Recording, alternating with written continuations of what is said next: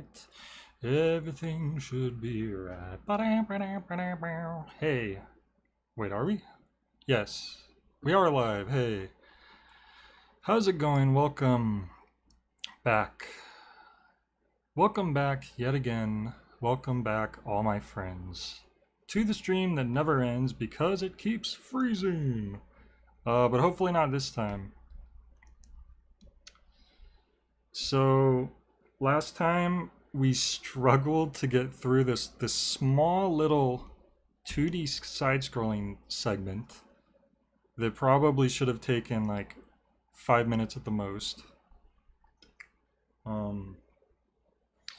And we were stuck on there for like 30 minutes just trying to get through it because my computer was just dying. Oh, are we cropped too close? Let's see. Oh, you know what? You're right. Because we were trying lower resolutions before. And we don't need that anymore because we're back to normal, more or less. So let us just oh, nice, Nightmare. That's awesome. That's always one of the best feelings. Getting out of school, whether it's spring school, summer school, whatever school that happens to ail you. When you're out of it, it's just really, really good. All right, I think that's right. So anyway, I tried a bunch of stuff off stream, a bunch of different settings. Surprise, OBS doesn't have a feature to auto-detect window size. Well, that's the problem, Fac. Normally it would. Normally I would use capture window or capture game. For some reason, this PS3 emulator won't show up for either of those options. If I try to do capture window or capture game, it will just be a white screen. So I have to display capture. That's why you could see my whole desktop. I have to actually set OBS so that my entire desktop, my entire monitor is being captured. That's the only way it'll show up for some reason, which is why I have to do all this cropping stuff. Well, no audio to start with. I'm gonna reboot already. That's kind of funny.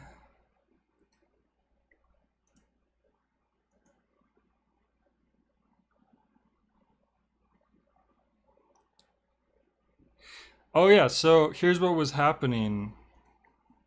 Why the stream got delayed.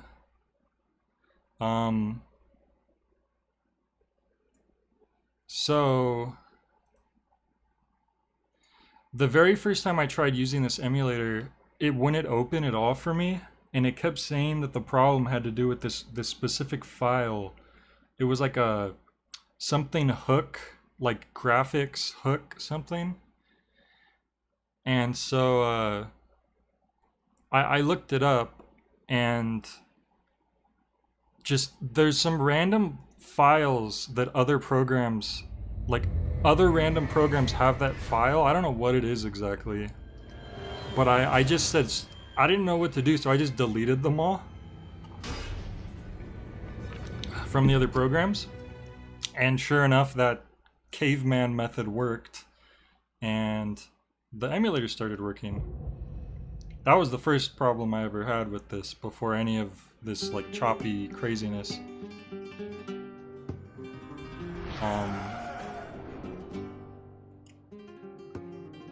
But yeah, for some reason today, as I tried to open it, yeah, there was a Hearthstone. It was Overwolf, which was this Hearthstone plugin apparently was the main culprit. Well, anyway, today the emulator wouldn't open again, and I was like, why isn't it opening again? That's weird. And I checked, and it was the same issue. And somehow Overwolf had replaced it. It like made a new file of that file, even though I haven't even used Overwolf since then. So I had to delete it again. So Overwolf tried to fight back. So anyway, I actually played through the 2D side-scrolling part off screen. I have no idea if I just managed to find the right settings combination to fix it, or if I just got lucky. I don't know. But hopefully hopefully everything works okay, because we have a couple more side-scrolling stuff we have to do. I don't know if we're gonna beat the game today anymore, because I think we have like 4 hours of game left, maybe. I don't know if we'll play that long tonight. We'll see how far we get, how fast we get. And if we don't run into any more issues. But we might end up having to do one more stream to finish the game off, which I'd be fine with. wants to see if we have the balls to follow her. Well, I think cutscene's looking good, Dear relatively speaking. Look alive. We've got company. God, I feel like I sound weird right now. I've been having a lot of anxiety for the past 24 hours because These baddies can teleport. Bob Odenkirk, Look at the cracks in those bugs. They're just the guy who plays Saul in Better Call Saul, he fainted on set yesterday. Just in the middle of filming, he fainted, and he was rushed to the hospital. And there was no update or information on what had happened or what was going on. For the whole 24 hours, like, we were just waiting to hear something, and there was nothing. Sorry, I'm probably not paying attention to what I'm supposed to be doing here. Did he say we need to use the...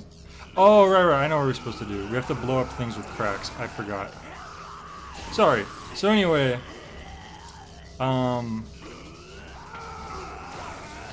It sounds so superficial because, I mean, it's an actor, but I mean, I really like Bob Odenkirk. He's a really he's a great actor, he's a great writer, he's a great director, he's a really cool guy. Better Call Saul is like my favorite show out right now. Like, I was like the biggest Breaking Bad fan, like, so, you know, I love Better Call Saul as well.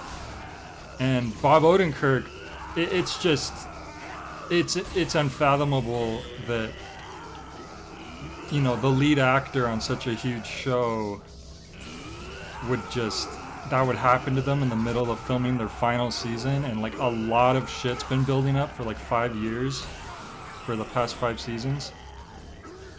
Yeah, Kiko, now it just came out actually like a few hours ago, that he is in stable condition. Finally, they released news. And at first I wasn't too worried, I was concerned but not too worried, but as the time lingered on and no news was coming out at all, the longer that time went with no news, the more worried I was getting, because, you know, that would indicate a more serious issue. At first I thought, oh, maybe he just had like heat stroke. And, you know, filming in the New Mexico summer. Come on. Uh, Diva bitch is going to lead us straight to Paula. But as time went on, it was like, okay, clearly this is something more serious. He's bothered building a library. And I honestly, I was very anxious. I started like obsessively checking Twitter and Google, like refreshing over and over again. I know it's sad to say, but like, I don't know, I was pretty anxious about it. But finally, like a few hours ago, they said it was like some heart-related issue, which is not good. You know, that sucks. But apparently, he's in stable condition. He's doing fine. He's gonna be okay. You know, first and foremost, it's important that, you know, his health is good. You know, even before we even talk about the show continuing. You know, obviously I want the show to finish, but you know, he's alive and he's doing well apparently.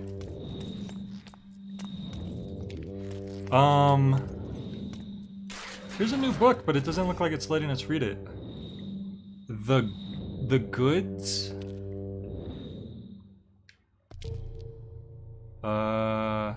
Okay. I thought this was gonna be like another storybook thing. I don't know what's going on. But I noticed as I'm like streaming right now, I sound weird, and I think it's just because I've been high anxiety for the past 24 hours. So I probably am just a little out of it, or a little drained. And you know what? I had a monster in the fridge that's been in there for like a week, and it was in there this morning, and I was like, hey, maybe this will help. Maybe it won't, because you know, you shouldn't drink, you probably shouldn't have caffeine when you're anxious. But I'm not anxious anymore, I'm just drained. Anyways, I went to go get that, and someone else had taken it. Like right before I went to get it. So, that's... I don't care, it's not that big of a deal, but it's like, of course they would take it right before I was about to take it, and it's been in there a while. I admit, I'm the type of person who kind of saves things for a while. I'll have like a certain drink or a snack or something that I have in the fridge or the cupboard for a while before I actually use it. I'm kind of a food hoarder. Not a food hoarder, I'm a saver. I like to savor things for the exact perfect moment. But hey, Sally Acorn, sorry if I don't notice people's stuff right now. But that's right, Kiko had asked me and Mike to hang out with him this weekend. And I was thinking, honestly, I was thinking the same thing, Kiko. I was like, man, I hope we get news on this soon, because I feel awful right now. So yeah, no, I should be good for this weekend. It's like Wednesday, right? So yeah, I should be good.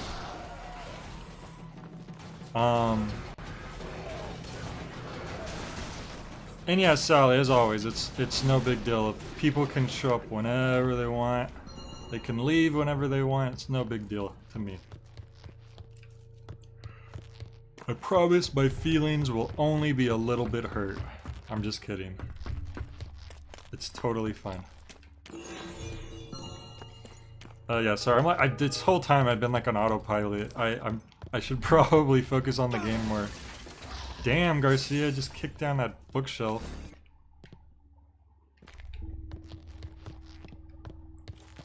Where'd the monster go? You guys saw that monster, right? A monster popped up and now it's gone. Okay. I will just accept that as reality. Huh. Ah, here we are. An artist's rendition of the Unbreakable Huntress. Lots of demon hunters have challenged Fleming over the years, and while some of them were legends like you, Garcia, very few of them were women. Well, that makes sense. It takes a lot of grip strength to hold on to a hunter's manly equipment. Don't be sexist, Chief. I was about to say, Maybe I you had can't more say than that, enough Garcia. grip strength to hold on to my... Do you want to hear this story or not? Oh, by all means. Once upon a time, there was Oh, we are getting a proud story. and Here we go. beautiful demon huntress, the first woman of her profession. Dressed in red and armed to the teeth, she fought her way to the Lord of the Dead's castle. What arrogance! How dare you challenge me? Bellowed the Lord of the Dead. The last thing I expect is a challenge, the huntress answered. I like her already. Oh, well that was quick. I'm doing fine, Sally. I'm doing better. I was very relieved to hear, you know, good news about Bob Odenkirk. Once again, I feel weird that affected me that much, because it's not like I know this person, but I do admire their work a lot. And they also seem like a genuinely really cool person as well. We've been seeing her throughout a lot of the game, actually. I think since like Act 2, maybe.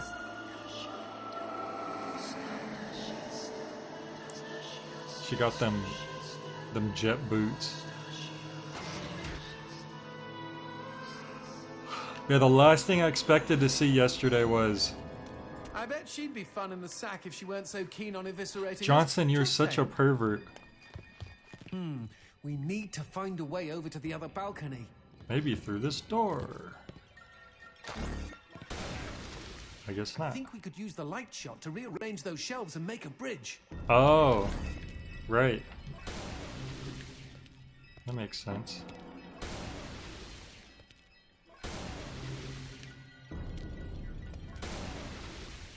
Wait a minute. Am I doing this right?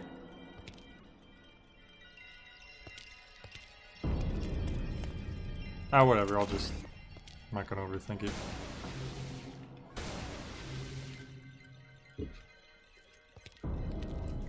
don't know if that worked exactly. Because how am I gonna get down there after the fact? Oh, they go... Okay. They can go up as well. And down. Now I don't know. I don't get where the bridge is supposed to be though. Maybe I should have been paying attention better.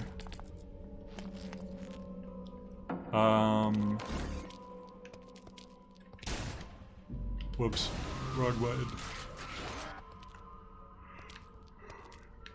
I like RoboCop. RoboCop's pretty good.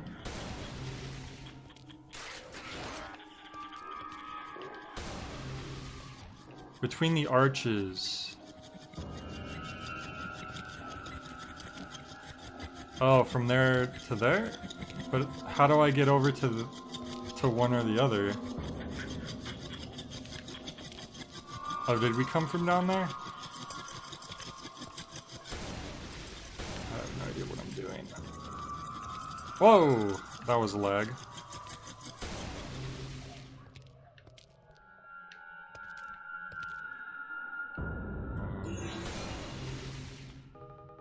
Well, that looks like a bridge of some sort.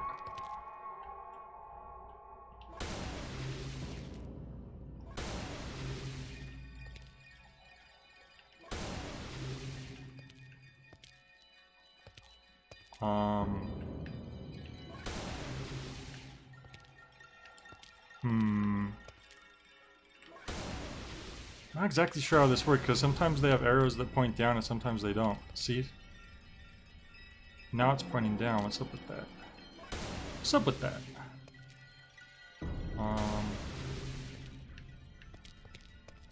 Okay, as long as that down arrow stays there. There we go. So that should be it, yeah?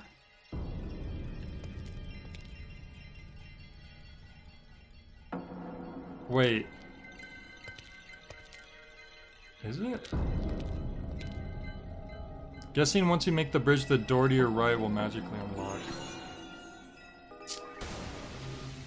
I don't know why a bunch of ammo just came to me.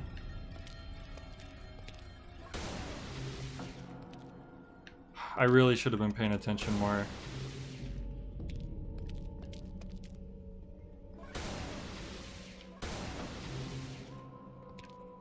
I feel like this might be... Ah, but now I can't go right.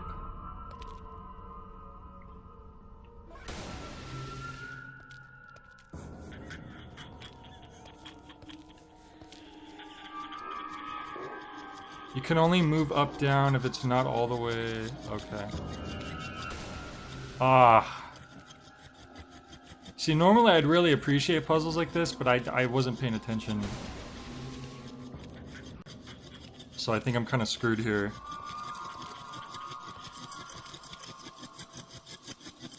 Because I don't know what I'm supposed to be building exactly.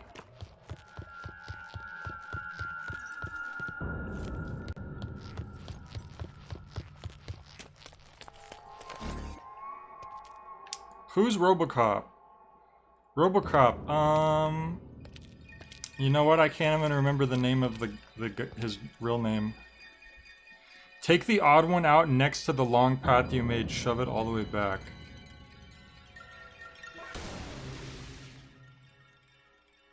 Like that? Oh.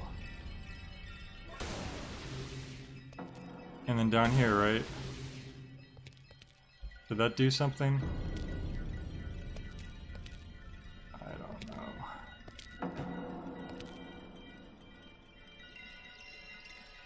know. Shove it right, then shove it toward you. I think I just did that, right? But I don't understand the rules for this exactly.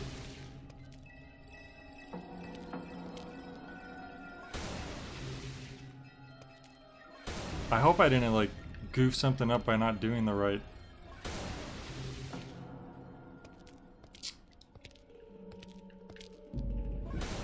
Wait, what if we do this? Boom.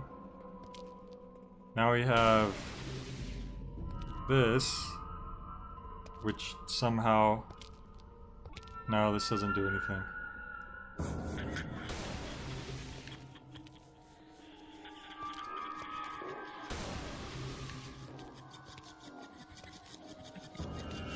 Do you know what I'm trying to build?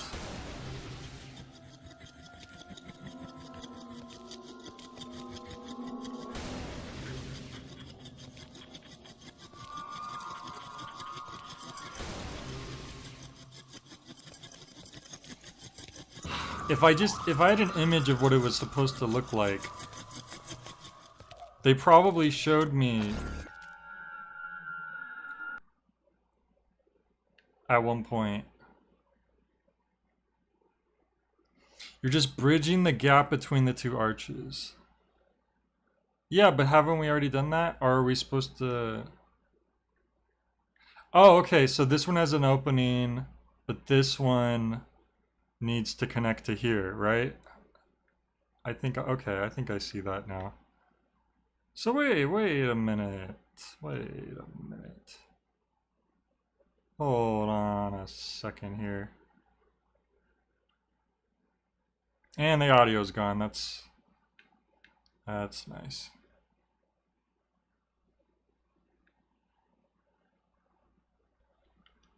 I don't know how we would stop it from... Because once it's down here, you can't move it right or left. But if you move it right or left, then you can't move it up or down. So... Can you shoot multiple? I guess that doesn't work either. Oh, it just has a delay. I mean, I could do this. And this, I guess. But then it goes too low. Technically that bridges. That should technically work. But I'm guessing... Well, I think this is definitely a confirmation that we're going to have to do a 4th stream. Because we are already spending time on... What? The thing is, I don't know what we're making. Counting left to right, shoot the 3rd block and your long chain down. I can't. Unless you mean move this one out of the way. And then shoot it?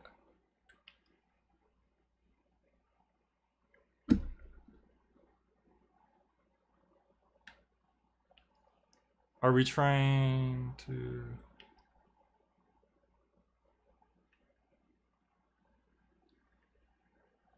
And then...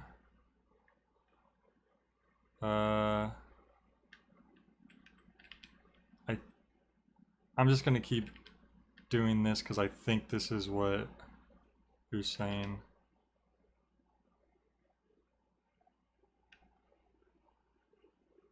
I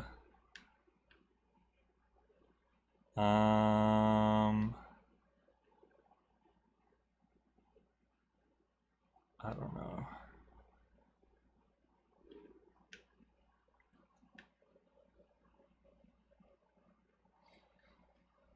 Like I said, I don't know what I'm supposed to do still. I think I thought I did. Should really go right, right? Why can't this go right? Oh, because that's in the way.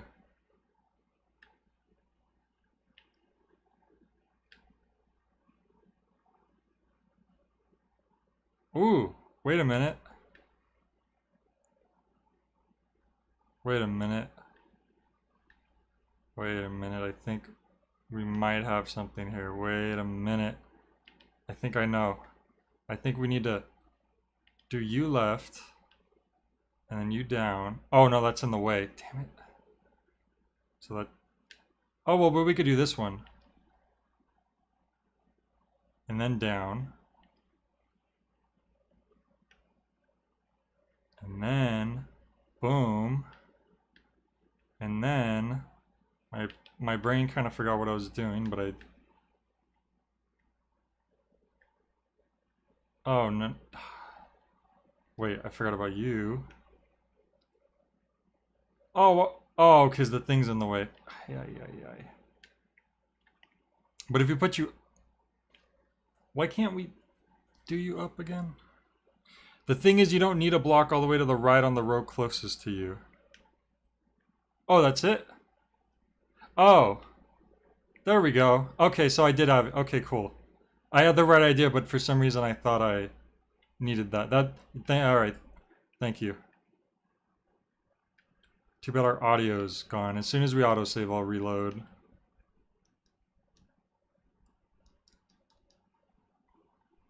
Alright, good.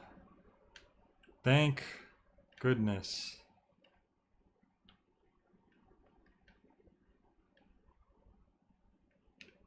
Hang on.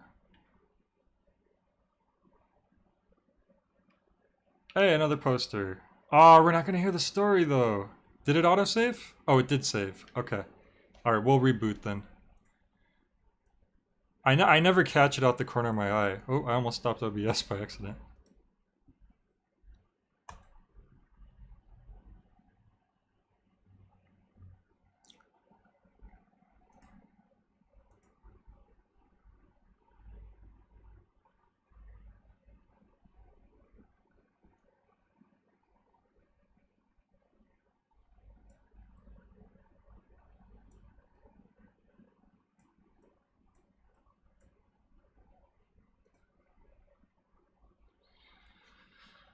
I do indeed watch movies, Sally Acorn. Sometimes I even do movie nights in the Discord.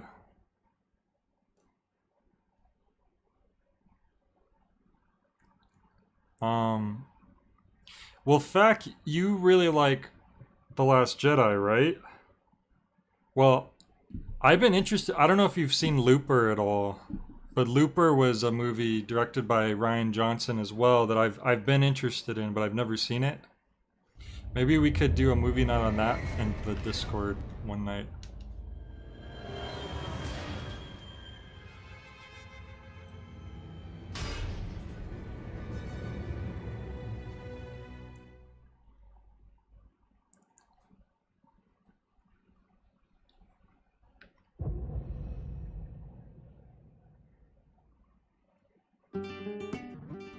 Now let's just hope that audio sticks around a bit longer this time.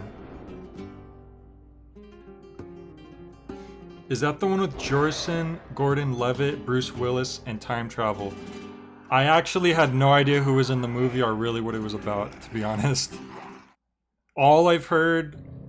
I just knew it was a movie that Rian Johnson did and that it was interesting. I like to sometimes go into movies by people that I like the work of, but like don't look anything into it, and it's really interesting to go into movies knowing nothing about them. It's kind of rare that you're able to do that, and also like enjoy it. Like one movie that comes to mind is like randomly I went with my friend and I had never heard of it. I never saw a trailer for it, but it was the movie Daybreakers. And Daybreakers isn't an amazing movie by any means, but I actually liked it a lot. I thought it was a really interesting idea. It's a vampire movie, but the way that it's done is like a really cool idea. So basically, vampirism becomes a thing, and it makes you immortal. And pretty much 99% of the world's population has been transformed into vampires, mostly by choice, because why wouldn't you want to be immortal? But the problem is, um, you will burn up and die in the sun. So they now have, the whole world is kind of designed around not having to go into the sun. They have like special cars, and their homes are like shielded against the sun and all this stuff. But the main problem is that humans they need to drink human blood to live.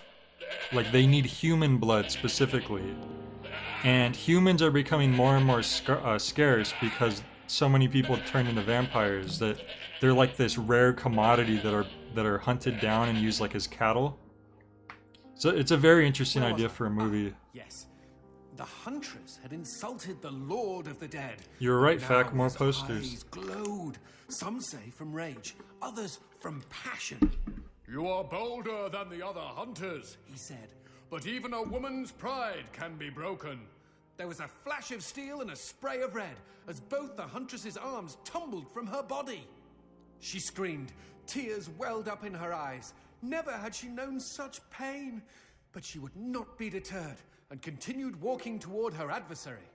With a devilish grin, the Lord of the Dead lopped off the Huntress's legs one at a time. Thwoop! Thwoop!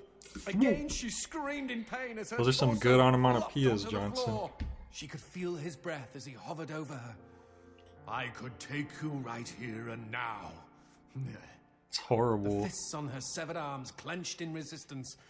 Through her tears, she replied, "You might take me, but you will never have me."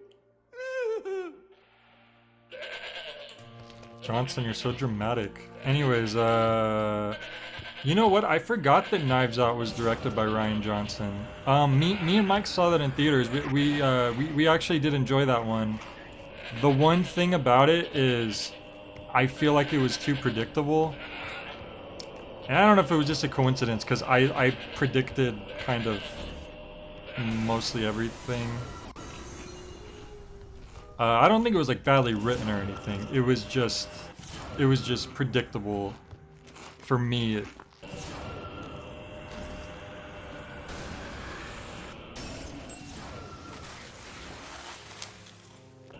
Which, as a detective movie, you kind of would want to keep some of that mystery. Oh, right, we need to shoot all of these. Alright, so there's still 2 more.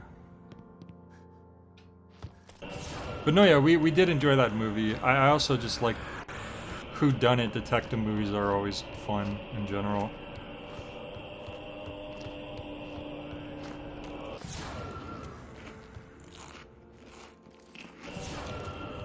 Oh, I just realized it's the goat eating the cereal, isn't it? This whole time. This whole time it was the goat.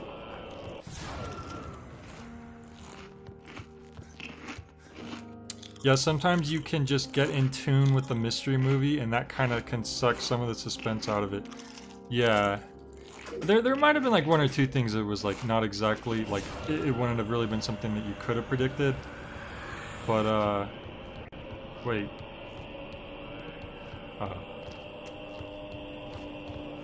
But yeah, most of the major, like, things, like the whodunit, for instance. But no, yeah, it was pretty enjoyable overall. What the hell? Where am I supposed to go here?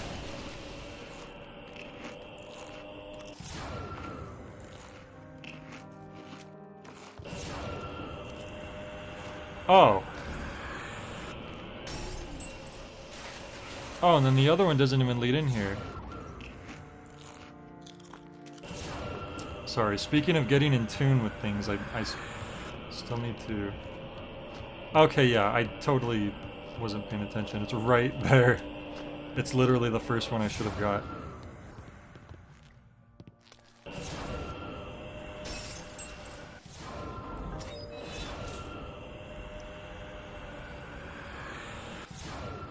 I'm telling you, my brain's still recovering.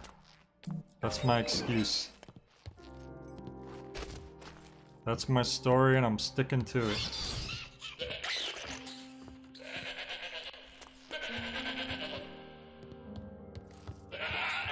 I just really hope when we get to the next 2D part that we can get through it okay. And hopefully it's as short as the first one was, because the first 2D part's actually pretty short.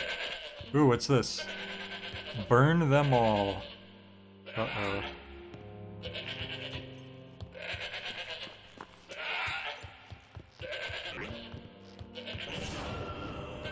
Fourth circle, greed. Oh, have we been going through the 9 circles of hell and I just barely noticed?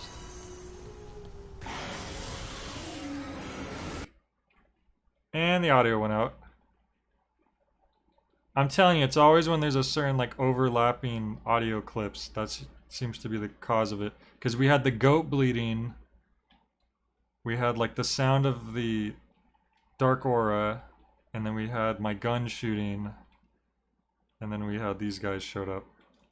That was the final straw.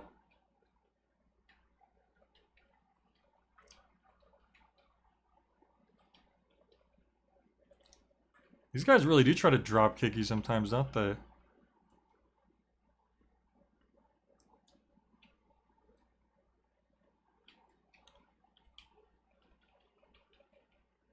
Oh, I gotta remember that that hurts me too. I still feel like it shouldn't because it's a light bomb, but eh. What are you gonna do? Or this is just how the library in hell categorizes their books. Instead of fiction, non-fiction, it's based on the 9 circles. Yeah, well, I mean, that's what I mean, though. I didn't even notice that the library was, whoa! That the library had those sections till just now.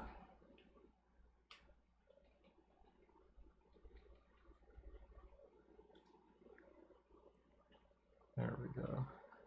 Should probably be using other weapons as well.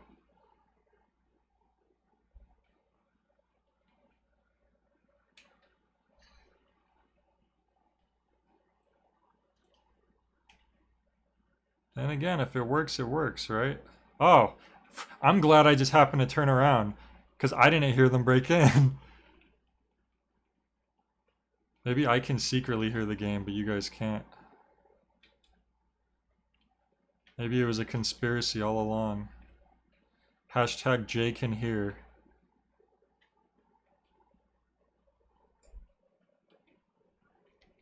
I just generally tend to look behind me before I exit a room. Found out about another obscure pseudo grasshopper game last night. Have you ever heard of Contact for the DS? Is that the RPG that for some reason Grasshopper kind of doesn't really take credit for? And then there's a sequel that they take a little bit more credit for? That might not be it. I don't know. But I know there's a DS game that's an RPG that they had some involvement in. I don't know how much, but like for some reason they don't really take credit for the first one. And I'm not really sure why. I don't know if it was ever like elaborated on. But I believe Suda did say they did work on it. Oh hey, it's that thing we built the bridge for. Okay. Sorry lady, we can't hear your music.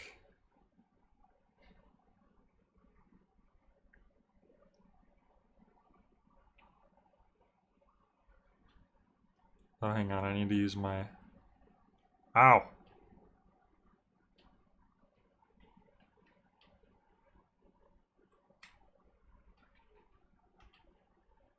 And just keep moving.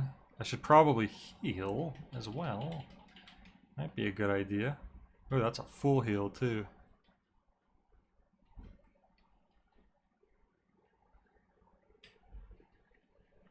Yeah, I don't know anything about that game other than it's like an... If that's the one I'm thinking of, that it's an RPG. And their involvement with it is strangely... undefined. God damn it. I think I put it in a weird spot. Ah! There we go. They're listed as the sole developer for it. Not quite a full hill. You just chugged 2 in a row. Did I? Jesus. Wait a minute. I thought we built the bridge. Oh, it won't come up until probably he's dead. If I had to guess. Wait, what am I doing? He's got a clear shot. I'm just gonna use this.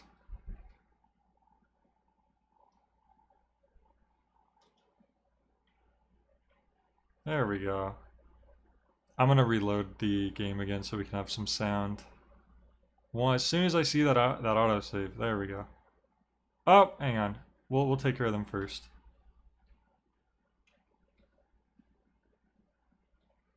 These enemies like remind me of Dead Space, especially. I know I said before that the game kind of felt most similar to Dead Space in terms of gameplay, anyways. Oh,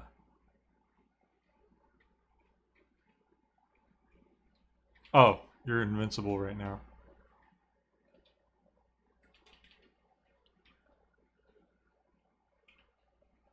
But these enemies, like especially, are very, very Dead Spacey, I feel like.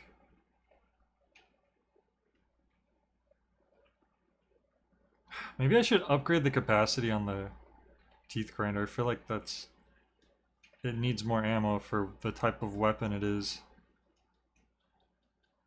The leapers from the back half of RE7. I don't even remember those in RE7. Were they were like lickers, I'm guessing?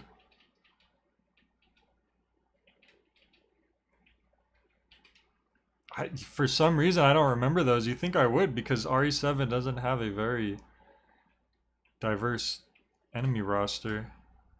Oh, these guys. And this one needs to get blasted by light first. Oh boy.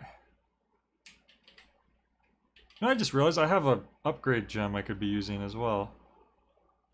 But you know what? Hang on. This will take care of them, probably. There we go.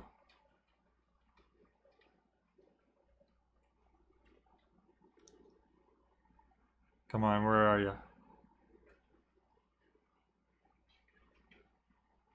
Dead? Oh, you're not dead. You just fell down, and now I'm out of the gun. The best gun to probably use on you. Well, I could always do this again. Oh, looks like I had to. Well, your head came off, so... Also, I realized I have upgrade. Well, I just said the teeth grinder could use more capacity. So, we'll do that. I wonder if it fills up the gun, too. No, they were just molded. They crawled around on all fours like this. That's probably why I don't really remember them.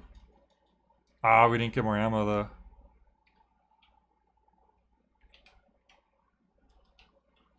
Yeah, that was definitely a big improvement in RE8, the enemy variety. Just the enemies in general were more fun to fight. It was very RE4 for sure, where the enemies are very intimidating at the start of the game, but as you get more used to the gameplay and as you gain more weapons, it slowly starts getting more actiony, which, you know, RE4 did the same thing. By the time you're in the 3rd chapter, it's a lot more actiony. But they still keep the survival horror stuff too, because you have like the regenerators, which are freaking terrifying. And yeah, RE7, like in tone and pacing, and like the way that the game is laid out, and the difficulty and everything, the transition of being helpless to having more stuff. I got another red one? I didn't even notice. You know, we use it the most. Screw it. Let's max out that damage.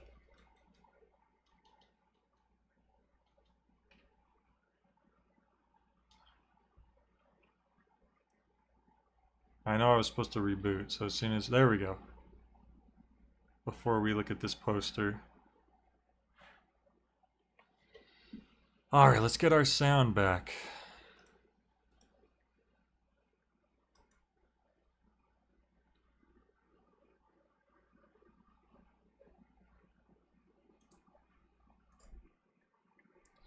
Let's get our sound back. Let's get our sound back. I said, let's get our sound back. We want sound.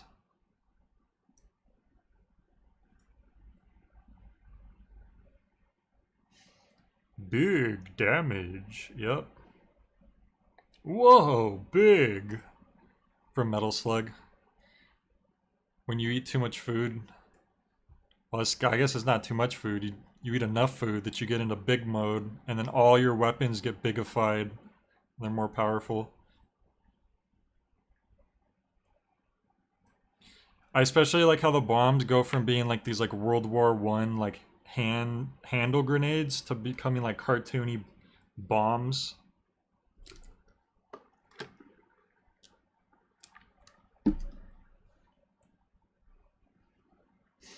Your characters start doing the splits to crouch, because I guess that's the only way they can crouch.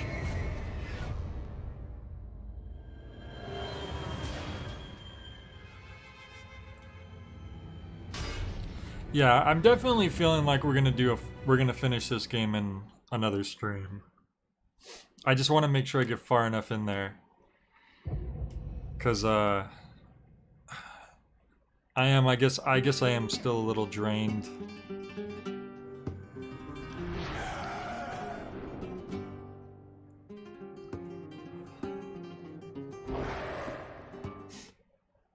I would have made like some coffee or something if I knew that my monster got drank, but I didn't, because I went to grab my monster at the last second, so it would be cold. But what are you gonna do?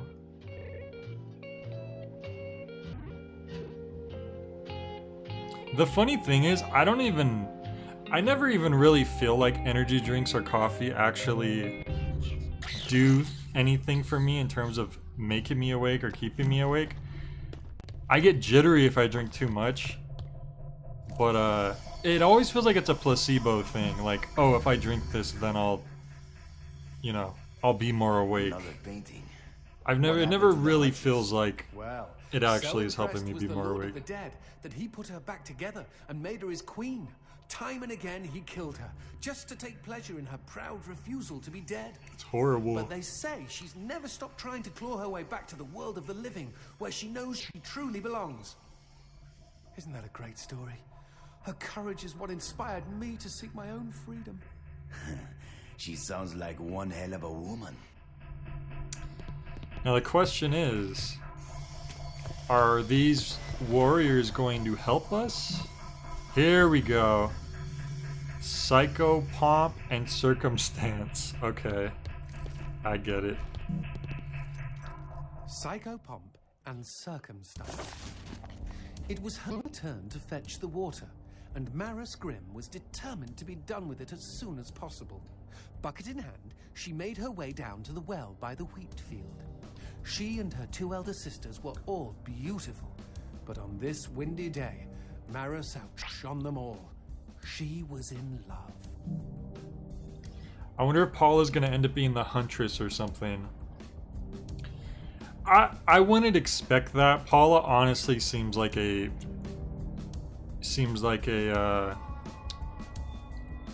what do you call it?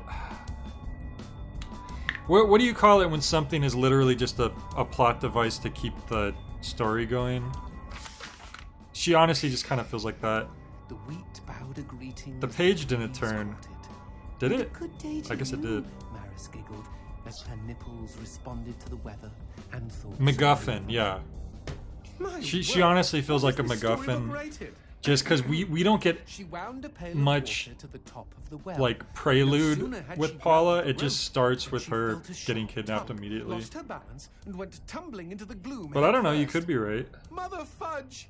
Mother fudge! Cried Maris. Mother fudge.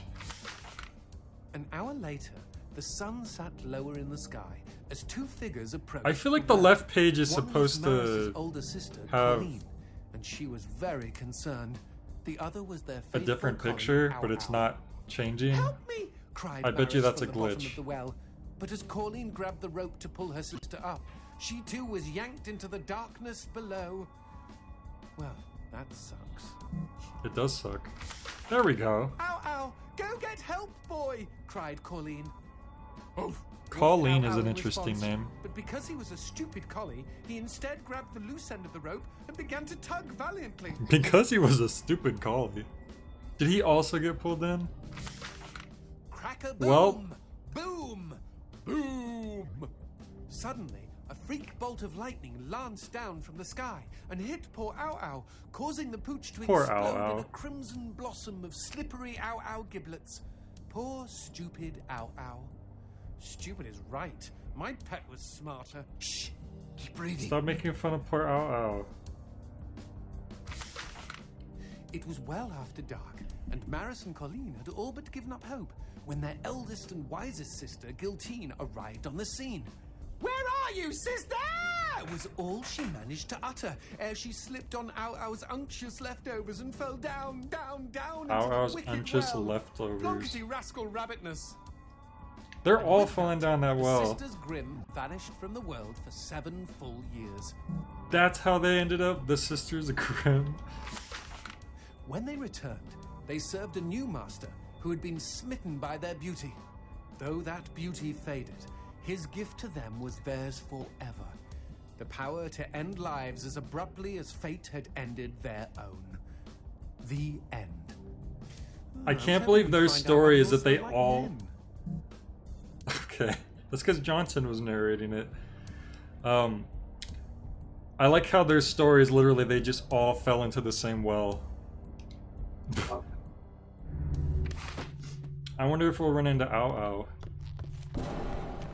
Ow. She did seem to have a bit more going on with the weird phone call. I guess that's true.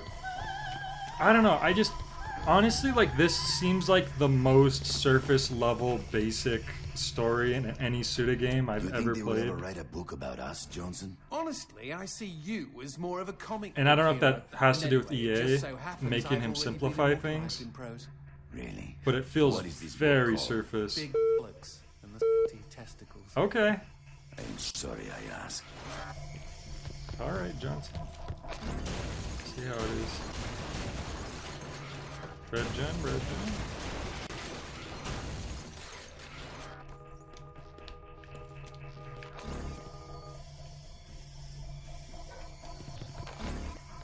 Just gotta get a look at that picture. Speaking of, like, stories in Suda game, the Silver Case story is so freaking complicated. I just finished the first Silver Case. It took me around 15 hours. There was a couple times where I put the console down to do some stuff and came back to it, so it probably took a bit less than that. It might vary depending on how fast you're reading.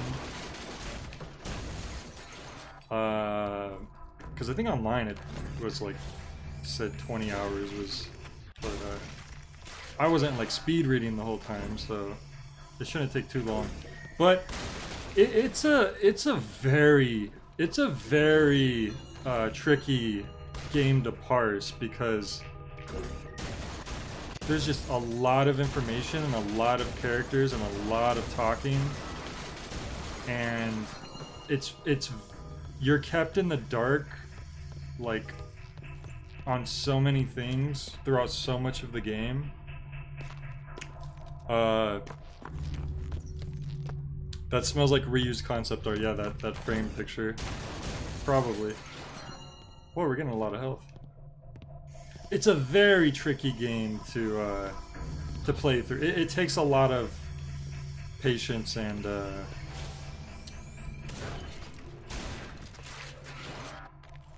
I mean, I guess patience, dedication. There's good stuff in it. I would say there's a lot of the game that is redundant and takes longer than it should.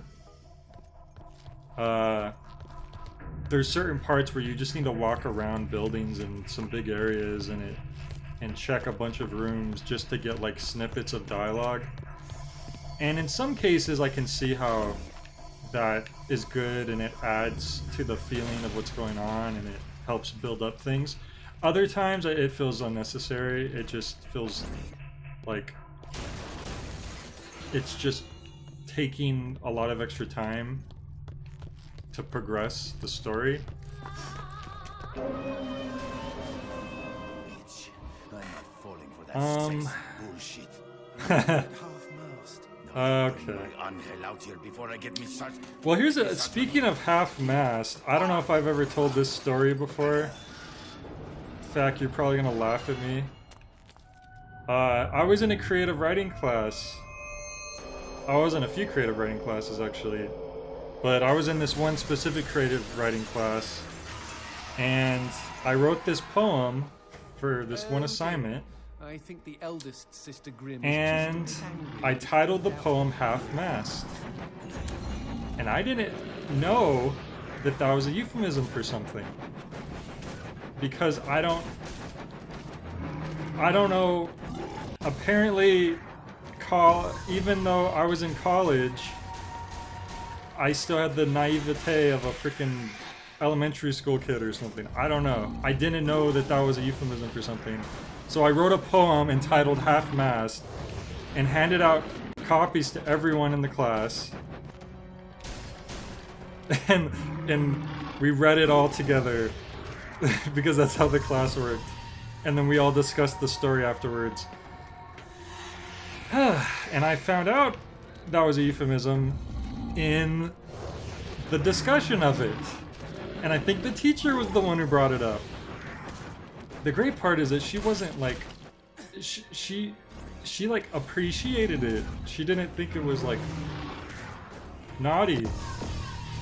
I don't know. It was very, very embarrassing for me because I am very, I'm kind of a prudish person. I'm not horribly prudish. Like, I'm not like, oh, don't talk about sexual stuff around me. I'm not that bad. But in terms of me discussing it with people, I tend to not really do that very much. So I'm like not paying attention at all. Clearly I need to do something else.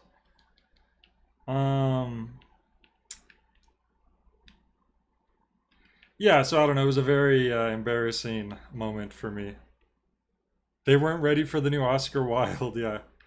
The funny thing is though, God, I call it a coincidence, call it subconsciousness. With the idea of that euphemism in mind, it kind of fit with the poem in a way. Because it was... I mean, if the term half-mast fits with the poem, then the euphemism that it uses, that uses it would also, it would make sense, it would fit, I guess. So that's probably why the teacher thought it was like actually clever. I don't know what I'm supposed to do. I guess you just shoot the face. It looks like we're doing damage. It's just happening very slowly. I think. Yeah, I see red sparks, which I think means damage. Yeah, there we go. We're doing stuff.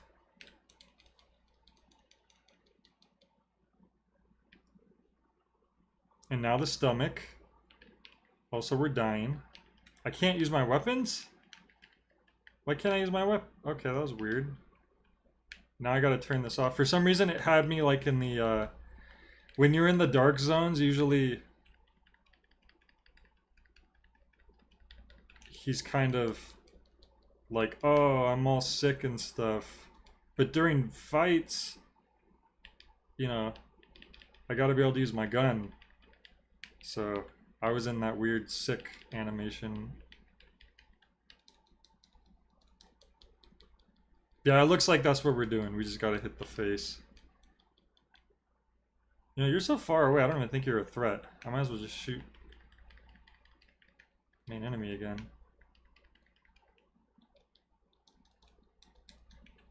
Are you gonna let me use my gun this time? Yep, looks like you are. I'm out of ammo! Sweet. I'm probably missing a lot here. Try to get some more shots in before I have to hit the goat. Okay, we should hit the goat now. There we go, that was pretty good timing. Oh, there's more ammo lying around too, which is always good. You know, let's go pick up some of that ammo. Famous last words, yeah.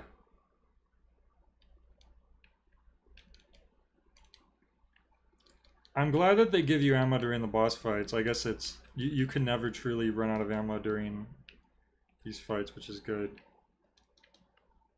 That is definitely a classic survival horror thing where you can run out of ammo and basically like light soft lock yourself.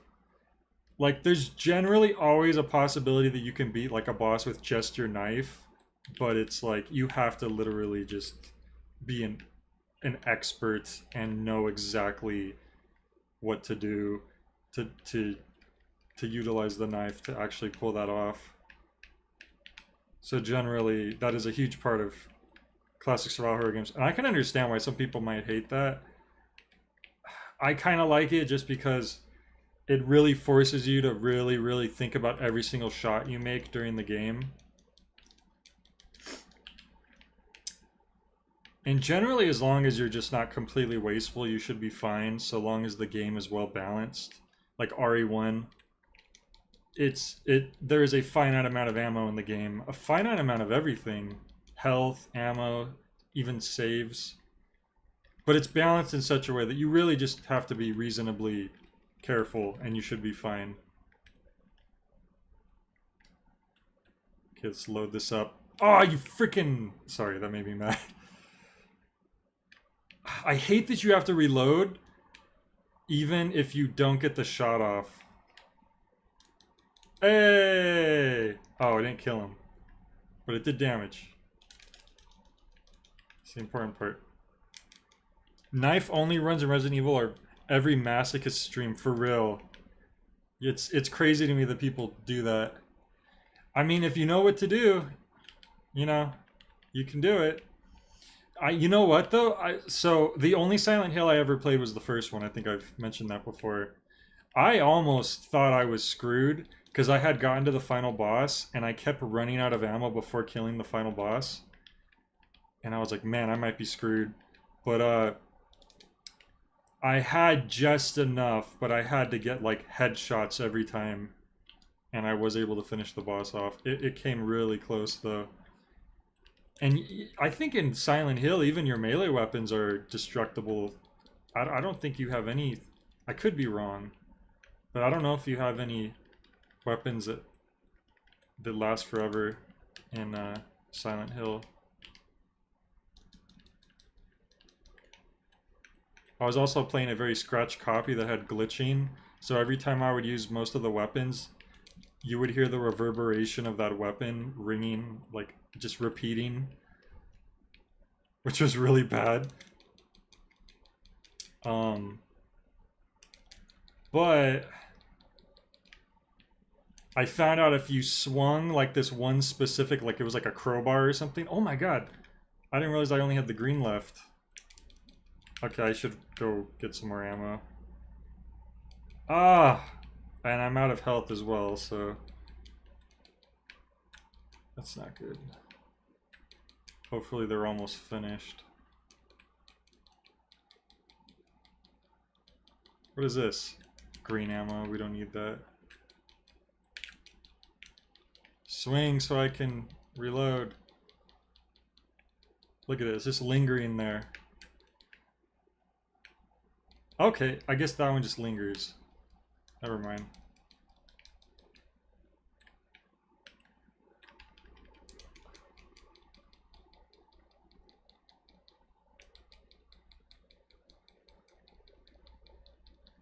Some of them fly at you, some of them linger.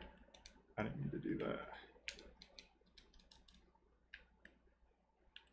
Trying to be careful here so we don't have to...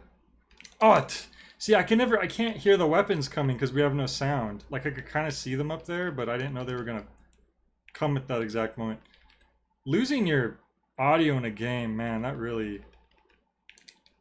It is quite the handicap. More than you might think.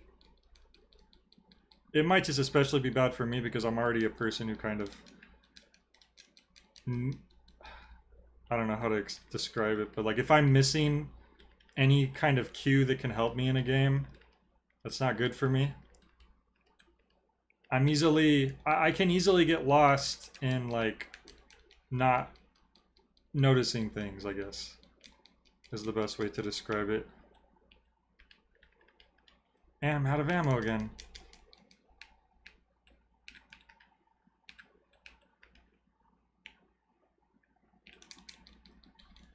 This is rough. Like one more hit and I'm dead. So I'm trying to be really careful.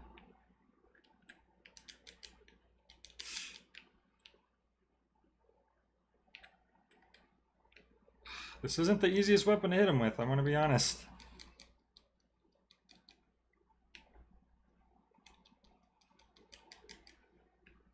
Oh, and it hit me anyways. Of course it did. Oh, there was a vending machine to heal? Ah, damn it. I didn't see it. Oh, that sucks. Well, at this point we might as well reboot the game to get the audio back. Hey, Mismo. Yeah, the sound just goes out every once in a while. There's really nothing I can do about it. Damn it, I wish I'd seen your comments sooner. Alright, well, I'm gonna reboot the game so we can... Hopefully the audio will help that fight go a little more smoothly. This has to be the worst playthrough of Shadows of the Dam that's ever going up on YouTube. There isn't sound half the time. And it's like lagging and so I'm playing like extra bad. Like I'm definitely gonna go over the estimated playtime. Oh, and we have 2 red gems as well.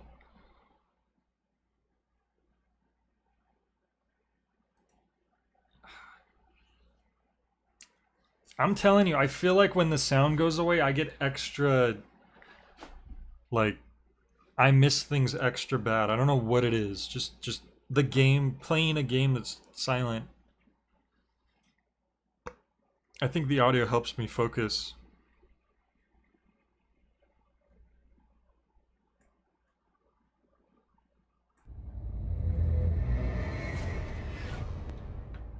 But yeah, hey Misma.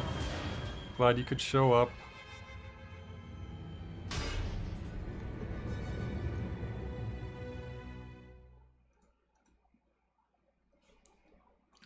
Mismo, he's our man. If he can't do it, no one can.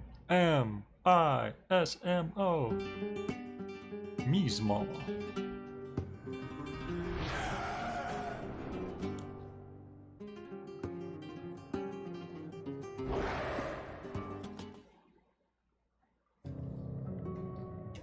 Alright. I am interested to try other games on the simulator and see if there's other ones that run a little bit easier on my console. On my PC.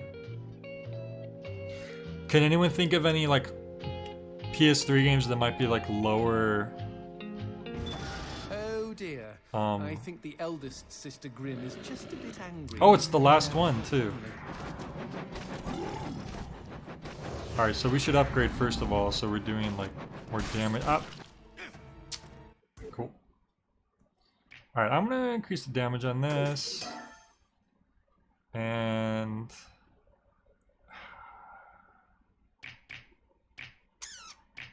if we could hit it with the Skullfest, which we can when it's in the stomach, it's not too difficult. You know what, I'm gonna go for it. We're gonna go for those Skullfest shots. Screw it, why not?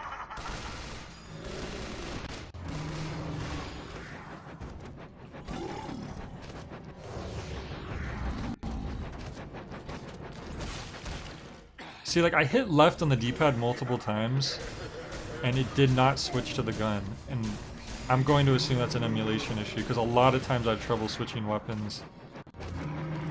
Usually when I'm standing still trying to switch, which normally does work. I was too close, so I couldn't aim up any higher. Alright, so just dodge these first. Charge up my gun. Aye. Don't. Don't move. Ah! I hate that it moves left and right. I swear it was standing still before, because I remember getting the shot it wasn't too difficult.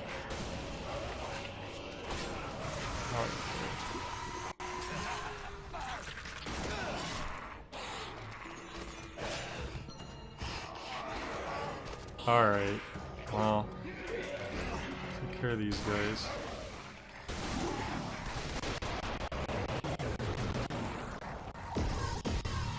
Yeah, I mean, one day I would like to replay this game in a lot more stable manner, just so I can appreciate it more.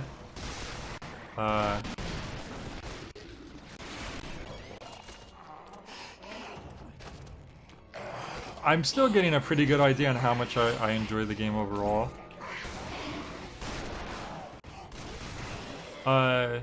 Which I am having fun with it.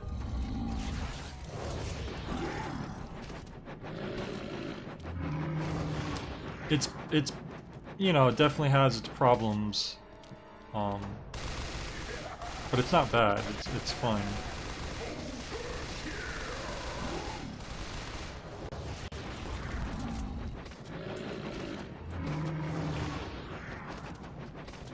Switch.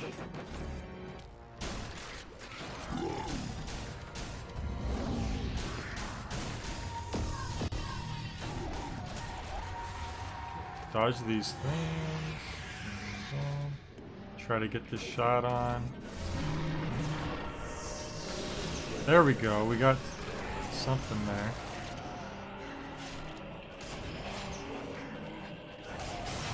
Hey! Now we're talking.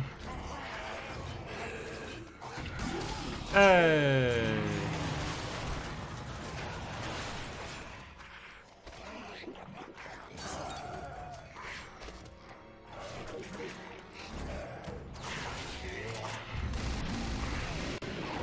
Oh, they're invincible still.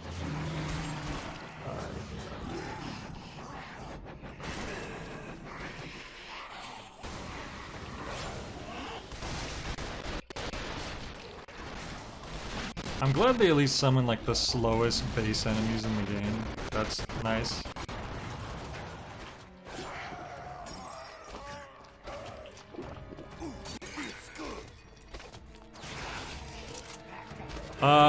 Yeah, Mismo. Suda was butting heads with EA through this game's entire development. It was going to have so many different things. Even when it was decided that, oh, the main character has to use guns, even then, Suda originally wanted the gun to like have this projection of like this ballerina girl or something. And EA was like, what is that? This is confusing. No, change this. So Suda eventually had to make up Johnson instead. Yeah, no, yeah, Suda was... Suda's talked about how he literally went into a depression while making this game because EA was just giving him so much trouble, forcing him to change so much. At one point, the very original idea of this, it was going to be a video game adaptation of Franz Kafka's The Castle, which would have been amazing. And he actually took one of the early ideas for this game and ended up making a manga out of it called Dance in the Dark. Oh my god, I died! I need to pay attention more. God damn it. I didn't realize my health was that low. Wait, my health wasn't that low. What the hell happened? I just looked at the replay. Okay, I don't know what happened then. I have no proof, but I think Suda put a lot of penis jokes in the game just to screw with them. Mismo, I had the same theory. dear. Because I think the eldest Fac was sister Grimm pointing is that out due from the start that there's just the whole game is just full of it. And my theory was that Suda was like, "Oh, this is what you want, right, EA? This is what you like, huh? Americans like this stuff." Because it really goes beyond what a Suda game would be. Unfortunately, a lot of people's idea of what a quote-unquote Suda game is kind of like a Flanderization. Like, oh, everything's gotta be crazy and wacky and sex jokes.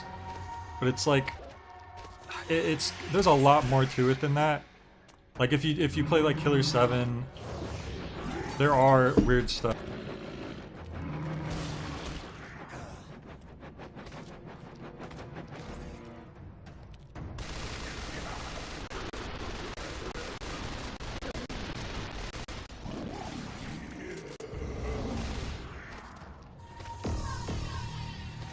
Sorry, someone popped in. There's a lot of weird stuff, but it's like, it's that, but like it's a mixture of weird things, but then like really like profound, interesting things. It's not just goofy, crazy, violent, you know, sex. And I think people get the wrong idea because of like probably this game and Lollipop Chainsaw, which, you know, Suda had much less involvement with than a lot of his other games. Even like No More Heroes, definitely does have a lot of that stuff, but it has a lot more to it that a lot of people don't give it credit for, because just for some reason they miss the fact that like Travis isn't okay. I had that loaded. What the hell happened? Like, everyone's like, oh, Travis is just this pervert who's only fighting up the ranks so he could sleep with Sylvia. Yeah, that's what you think at the start, but it ends up being a lot more than that, and somehow people conveniently forget that that's the case. Oh, this is only 5 more. Screw it, I'm gonna get this. Yeah, exactly. Surface level reading of No More Heroes doesn't leave you with the best impression. Exactly.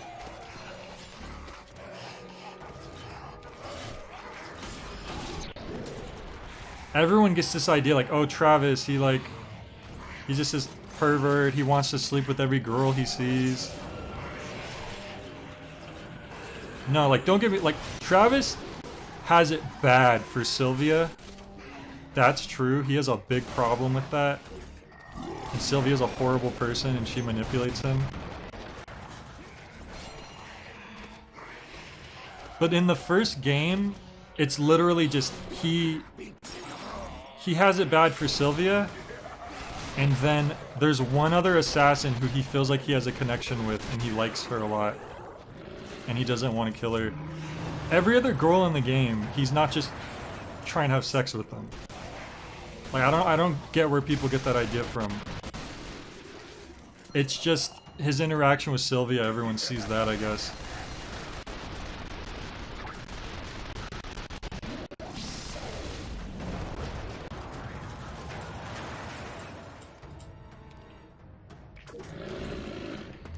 And he doesn't even tell the other girl, like, oh, you're hot, so I want to, like, sleep with you. Like, no, he's literally, like, he acts like he's found, like, a soulmate. It's still, like, you know, Travis, you just met this girl, you don't know what you're talking about.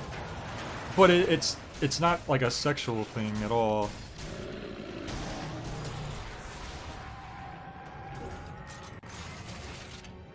I think it's just easier to be like, haha, funny, violent, sexy.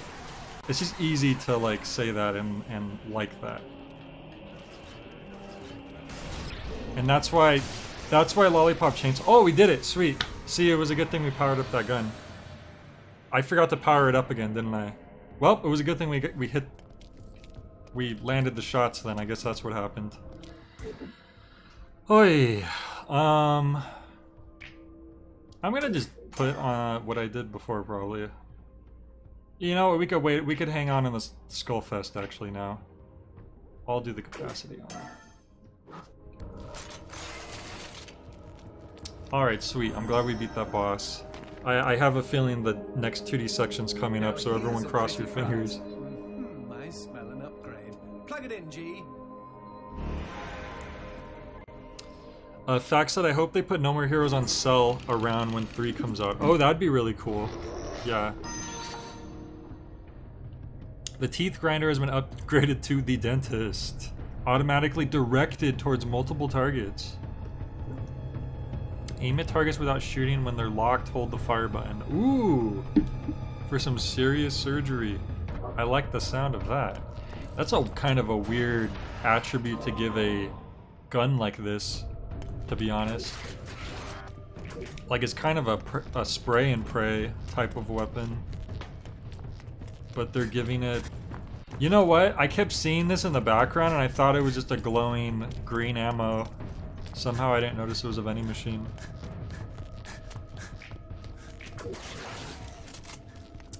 I'm really looking forward to No More Heroes 3. I can't wait. You know, like, I try to taper my expectations, but I haven't looked forward to a game that much since Super Smash Bros. Brawl. That was the last one that I really, really looked forward to. Like, I legit can't think of another one. Like, no, Little Nightmares 2 I looked forward to a lot, for sure. Like, that was probably the closest next thing, but I didn't look forward to it as much as Brawl or No More Heroes 3. I really, really like it, though. Little Nightmares is I really love that series.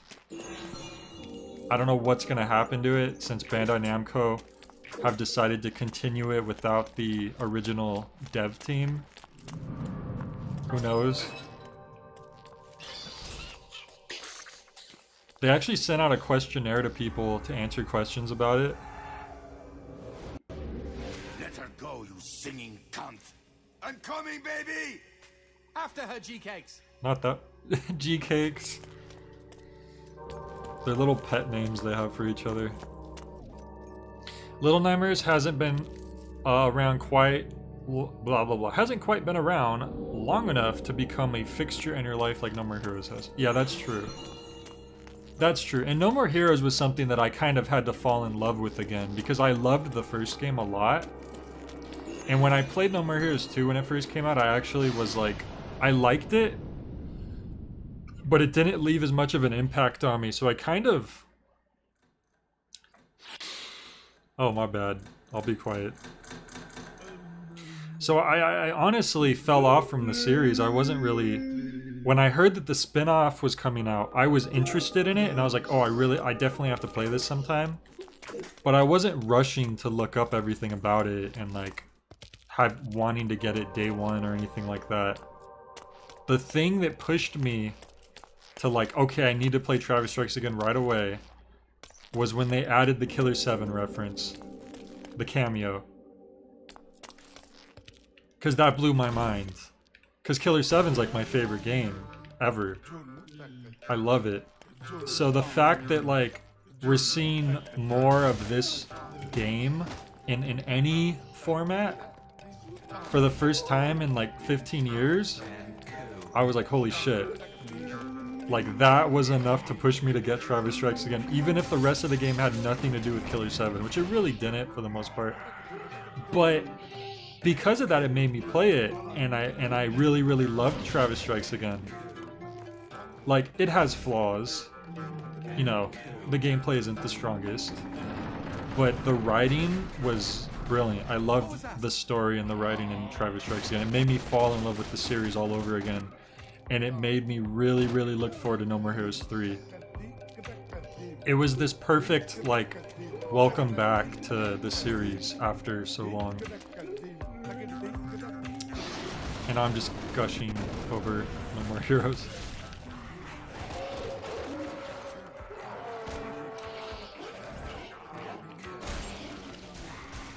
And it was my favorite Suda game since the first No More Heroes. Because Killer is Dead is a fun game and there's cool stuff about it.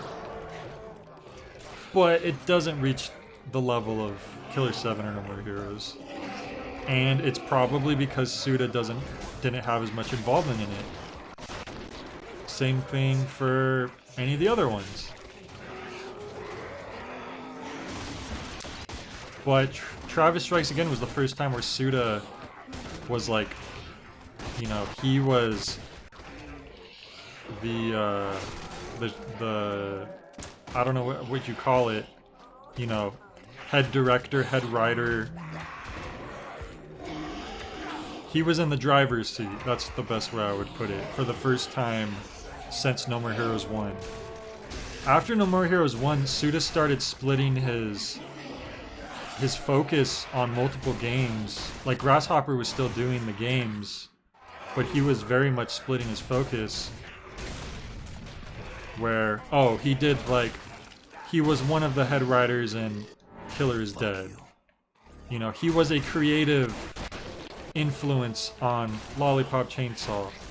You know, he was one of the...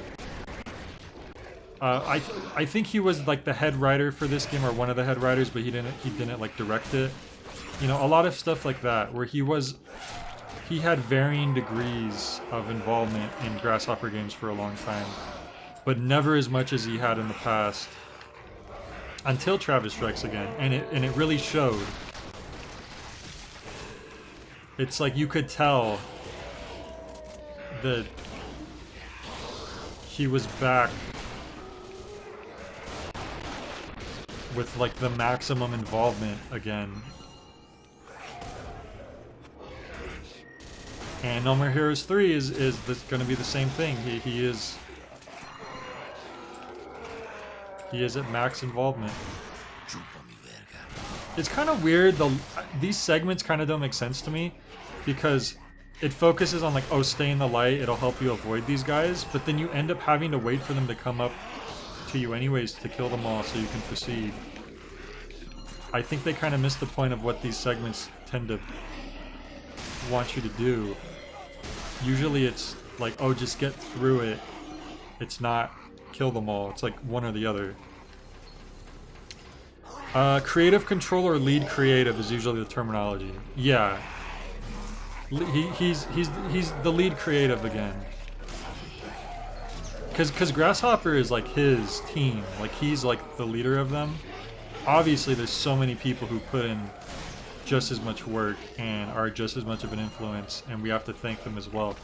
But I think he felt like at a certain point that like maybe he felt obligated to help on all these different projects, that he had to split his attention a little too much. So unfortunately there was no one game that was really, to me, was really like a Suda 51 game. That's something that always bugged me when people say like, oh, a Suda 51 game. But he had like maybe very little involvement. Lollipop Chainsaw is the biggest one. I'd still like to try that someday, but it's one of the lesser interested games for me, because it just feels like a Flanderization of what people expect a Suda game to be. I don't know. Maybe I'll like it more than I think. Maybe. Who knows? I won't know until I actually play it, but from what I've seen of it, it seems like it's very, very... It seems like it's maybe trying too hard.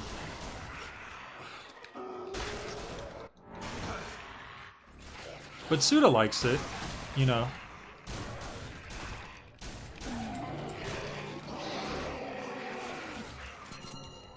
So it's only fair to give it a fair shot.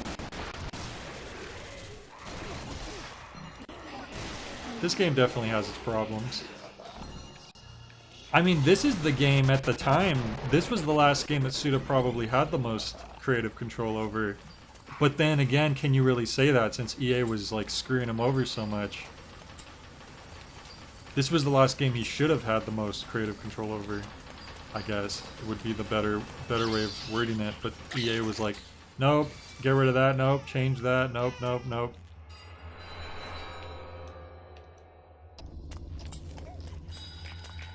And it's funny because it kind of feels like the most it feels like the most commercial Suda game in a way.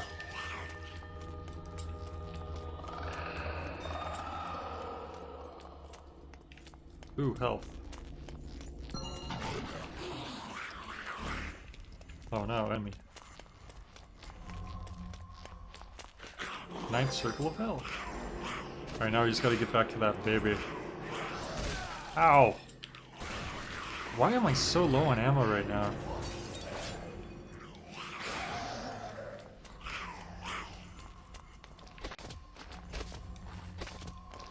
Yeah, so there's like certain topics that if I get started on them, I just start spewing stuff, and I'm sure a lot of you have heard me talk about this stuff already.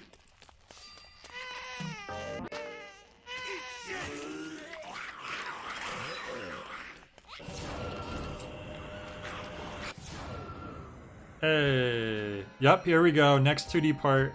Everyone cross your fingers. Oh my god, Act 4-3 took me 90 minutes. Jeez. Okay. Here we go.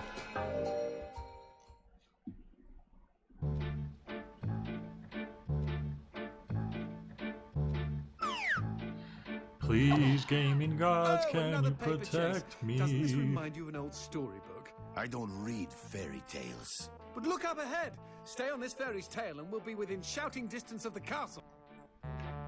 Oh no, a giant beetle nightmare? That sounds pretty terrifying.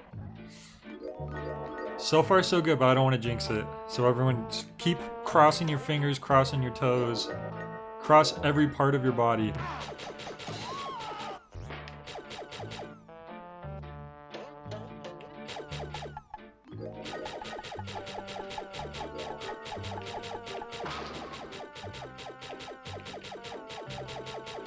Oh, I'm sorry to hear that, Nightmare. That sucks.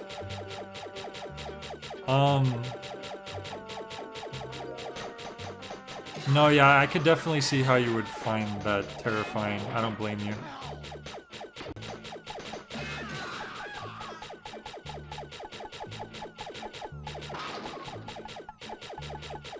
Oh wait, I should... This... Oh! That's a different weapon than in the last 2D section.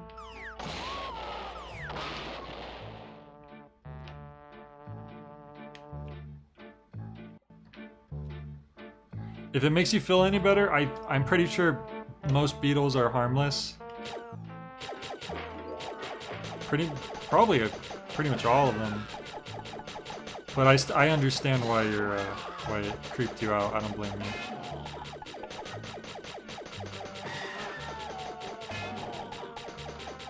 Stop blocking my breakage of the trees.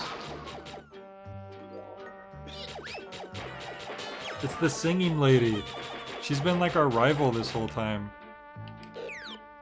She's been around. I honestly thought she was just gonna be the first boss. I didn't think she was gonna be a recurring villain. Ow. I need to be careful now. He got hit twice.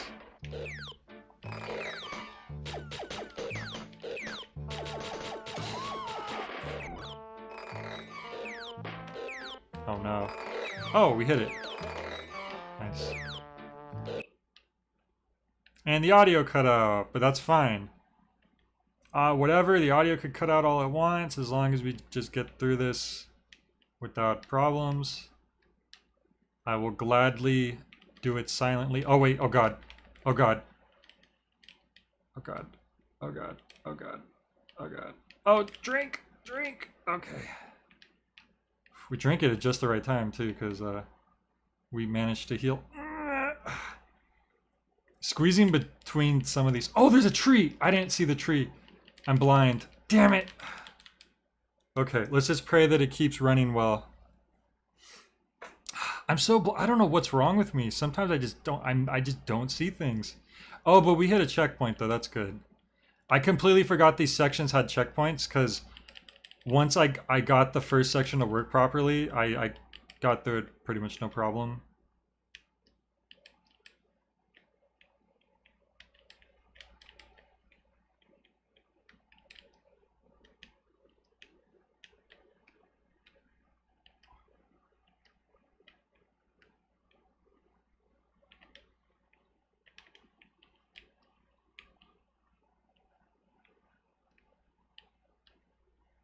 Come on.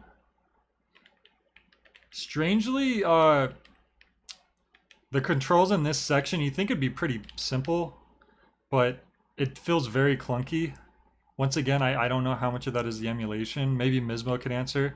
But if you get stuck on things very easily, I almost didn't see the tree again. You get stuck on things very easily during these parts. Which is weird, because you think it's like, we'll just, you know, program a shooter game, basically. What do you make of these sections? Well, it's funny, I just kind of started talking about it. They're okay. It doesn't feel good. But once again, I don't know if it's like the emulation. See that tree? I wouldn't have expected to get stuck on that tree. I guess I should know by now, though. But for how short they are, they're fine. Like I said, I took care of the first one, no problem, as soon as I got it to run properly. Oh, that's nice. Okay, we need that gun.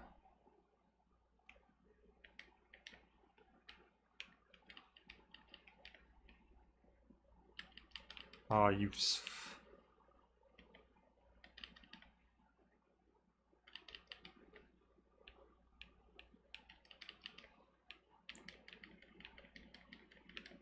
Okay. Now, if I was stuck on them, having to do them over and over again, I might grow to hate them. But, as they are now, they're fine. They just don't feel very good is the main problem, which you think would be the easiest part to get.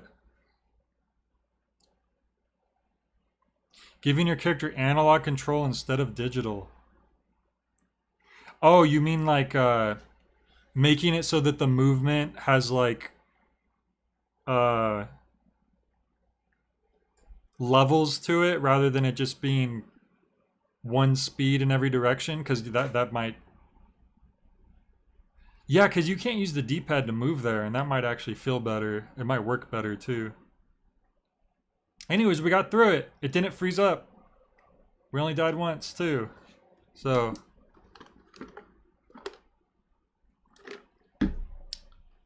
that is very good. That bodes very well for us. Now, Fac, you said that Act 4 is the longest and Act 5 is slightly shorter, right? Since I'm pretty sure we're going to do another stream, we're going to finish this up in one more stream. I wonder when might be a good place to stop. Because if we get all the way to Act 5, then we're just going to have Act 5. Oh, you're getting stream chug? Yeah, it was probably just natural stream chug going on there. I don't know if you heard what I was saying about the acts, though. Then again, if we get to the start of Act 5, because today we started on 4-3. So if we start the next stream on 5-1, maybe that would be a good length for a final stream. Yeah, that's a good point, Fact. That's probably is a problem, the acceleration. I also don't care for shoot 'em ups that ooh, look at that. That's awesome. That's freaking awesome. I'm glad that I've been powering this gun up now, because I remember at first I was debating. Another thing I don't like in shoot 'em ups is when if you're auto scrolling to the right and they make it so when you press left you go slower than every other direction, because like, oh, well, because the screen's moving right. That feels horrible to me. I really don't care for that. I feel like if you're auto-scrolling, you still need... it needs to be still where every direction is the same speed. Just IMO.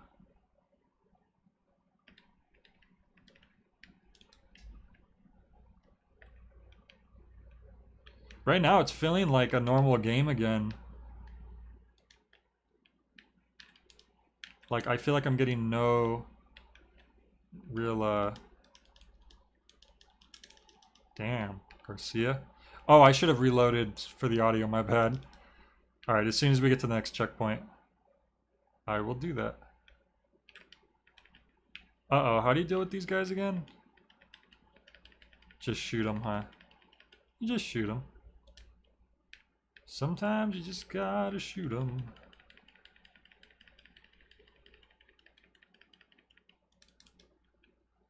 So, okay, that's what we'll try to do. We'll try to finish up Act 4 today.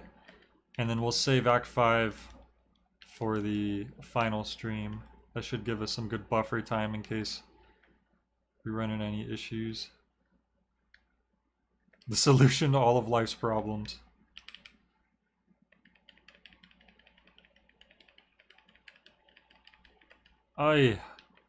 It's weird. This is like the first time where I've been having been running low on ammo. Usually I have tons. Guess it makes sense because we're farther in the game, so it's gonna be harder. But do I even have to fight these guys? Can I just like?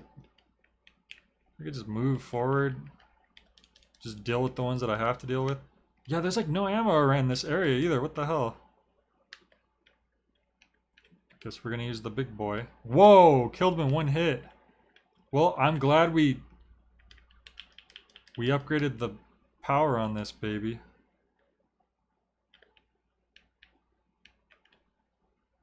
I missed. There we go. I should have been shooting these guys with this the whole time, honestly.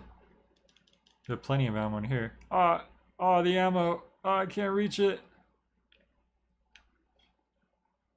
Oh well, what are you gonna do?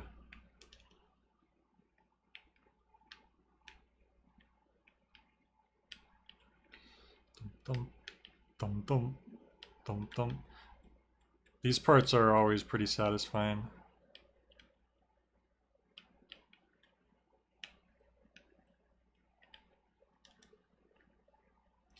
Yeah, Mismo, if you're interested, I could link you to the manga that like one of the very original ideas of what this game was going to be. It's completely different, but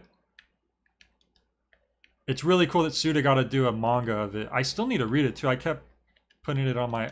I kind of wanted to beat this first, just to kind of have a perspective on it, to see if there was anything that kind of stuck around from the original idea.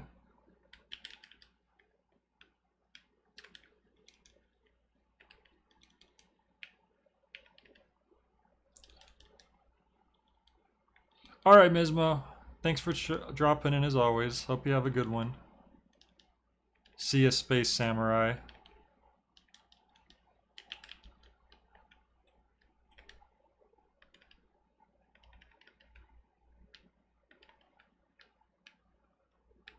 Can you stop dropping ammo on top of areas where I can't reach them?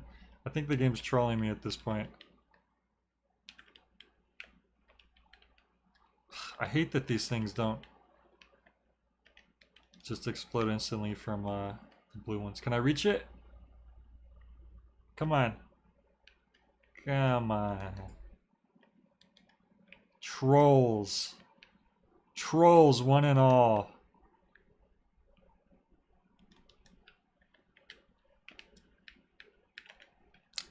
I probably hit a checkpoint and I forgot and I didn't notice. I'm gonna try to keep an eye this time. Ow.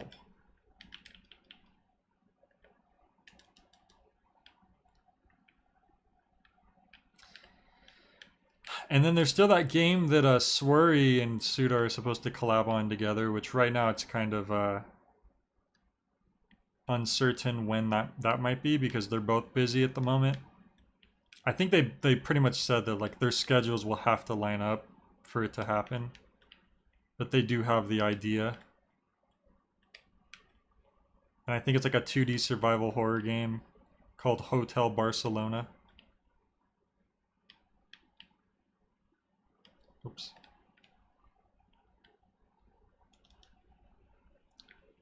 Yeah, Swery is still working on The Good Life, which I'm kind of keeping an eye on here and there. I might have missed something up here, so before we go down there, see what's in this way. Swery is an interesting fellow because I guess the most important thing is that his games are unique. Yep, look at that. We almost missed a red gem. I'm really glad we came over here. That innocuous red barrel.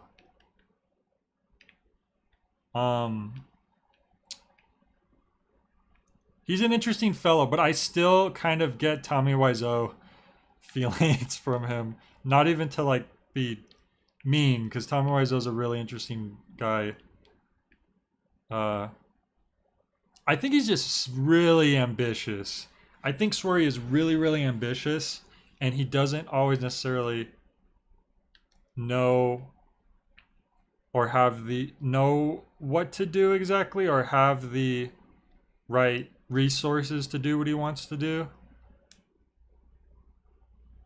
But it's still interesting to see what he comes up with. I still think the Missing was a very competent game overall. I don't think like Deadly Premonition is just crazy to play because it's just so ridiculous. But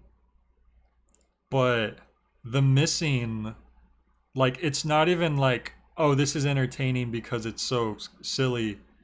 It's like legitimately like a very competent and interesting game that also still has goofy, sweary stuff in it.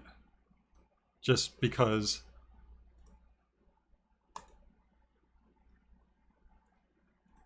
Okay, we're rebooting. I like how sometimes when I try to close it, the whole emulator just crashes.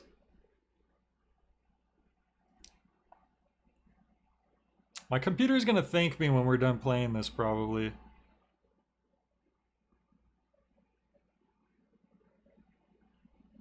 It'll be kind of ironic if what finally pushes me to upgrade my computer is so I can emulate games. Like, usually it would be to play games that, I don't know, I guess like on Steam or something. Uh-oh, I think it was perfectly fine and then I moved it a little. Let's see, once the stream catches up.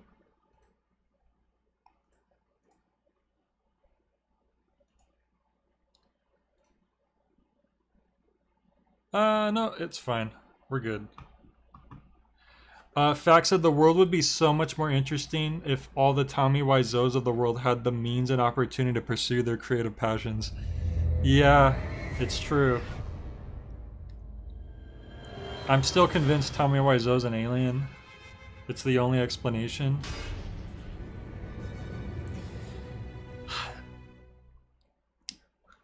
There was a scene that he wanted to put in the room initially where this is exactly how he explains it. I'm not going to give any context because I can't.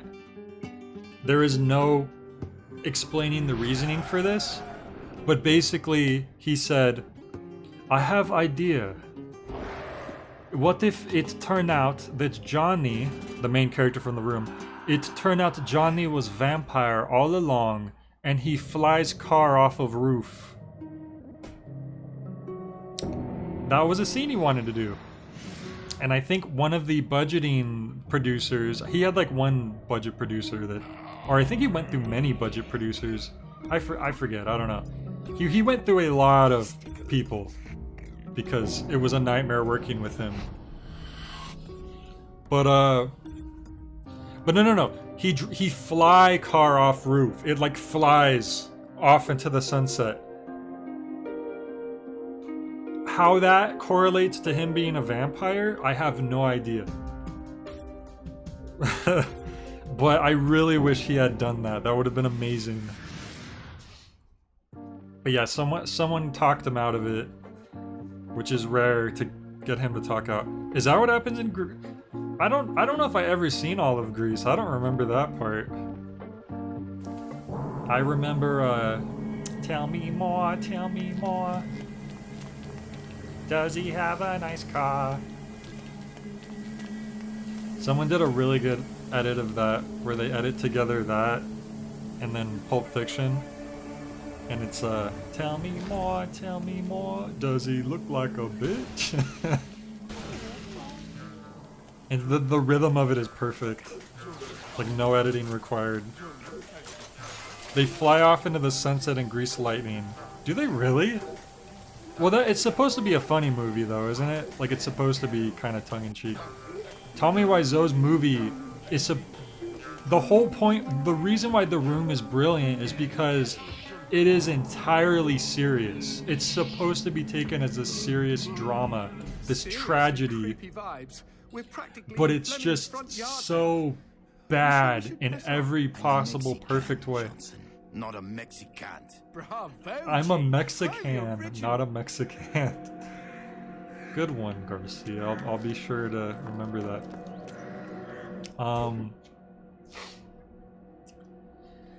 Oi, what was I saying? The Room is brilliant because it's meant to be taken seriously, and that's why it's hilarious.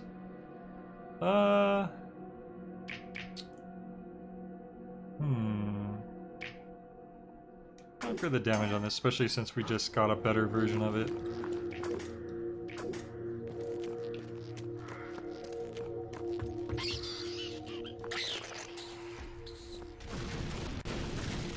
Tell me more, tell me more. Can he fly a car? They're armored. We need to find a way to Ow. use to your advantage. Flip things. Flip. Use a bomb to flip him over and then I could hit his soft underbelly. Oh! Or he could just run into stuff. That's why these tombstones are here, probably. Oh, there we go. It's actually more simple than I thought. Ow. No, I bet you I could hit him with my green gun.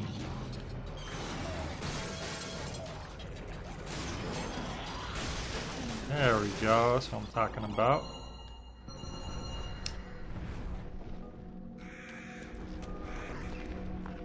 I recognize this area as well. Pretty sure. Come see real pyrotechnics, they'll melt your face, literally. Seems a little masochistic, no? Why would demons go out of their way to get their faces burned off? Why do people bungee jump? Same question. Anyway, Fleming forces the demons to attend. He likes the smell of burning flesh. Fleming's a little bit of a dictator, isn't he?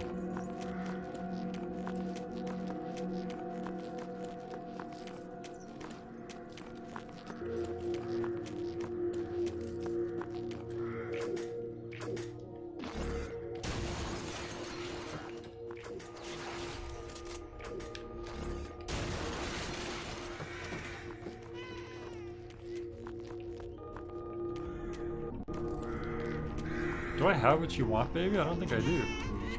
Strawberry.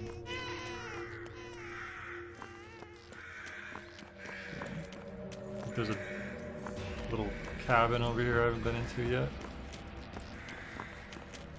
They already made the dictator joke. Oh god. I didn't mean to make a joke. I wasn't trying to. I swear. God damn it. This is the half-mast all over again. Oh hey Professor Beef, how's it going? I am breaking the law. We're using guns. Guns are banned from the underworld, but I can't help it.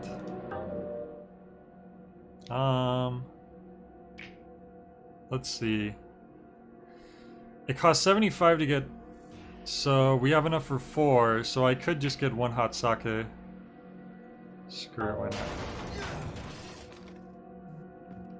Now, if we actually run into Christopher, that's the other question. Was that all that was in here, or was just the guy in a vending machine?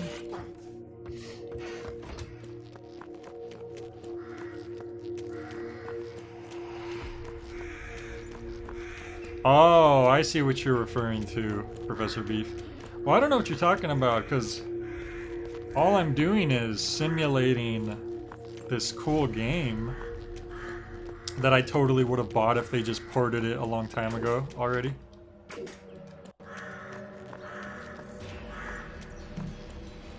There we go. Who's got a strawberry for me?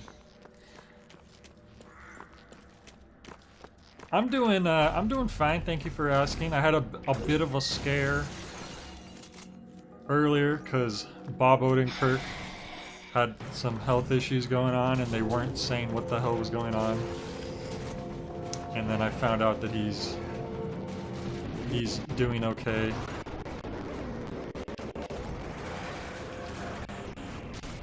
I have no idea where the goat is. I have no idea where the goat is.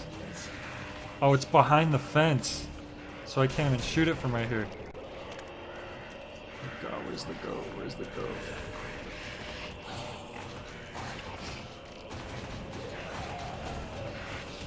Behind here, maybe? Nope, that was just a red thing.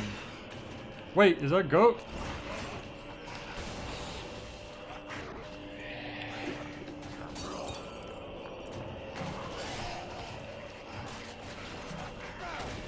Oh, fireworks. This'll work.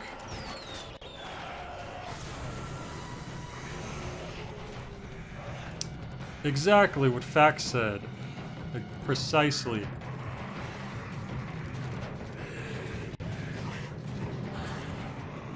Alright, now we need to find out where these red things are coming and going from. Okay, there's one down here. Boom. One up here, then we're gonna have to jump down immediately. Ah! How do I reach that? It's too... Ah! Oh, we can hit this one from here. Alright. We need to hit that one from a lower angle. Oh, there's fireworks up here! I didn't even know. I thought we were gonna have to go to the other spot again. Fact, you're a bad influence. I'm gonna call you Uncle from now on. You're gonna call him Tio? Our uncle from Jackie Chan? Hi, Jackie.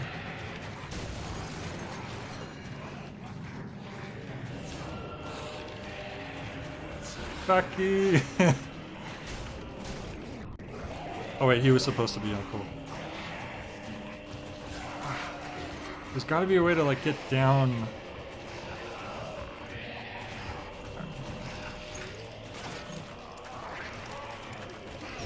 Jackie Chan Adventures was a great cartoon, and no one can tell me otherwise. Should probably take care of you while you're... Never mind. So it should be... like... There it is. That should be the last one.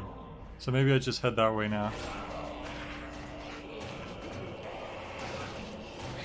That was dumb. I should have did the fireworks first. Where am I even going? Not the right way. I'm gonna die. I don't have health. Ah, wrong spot.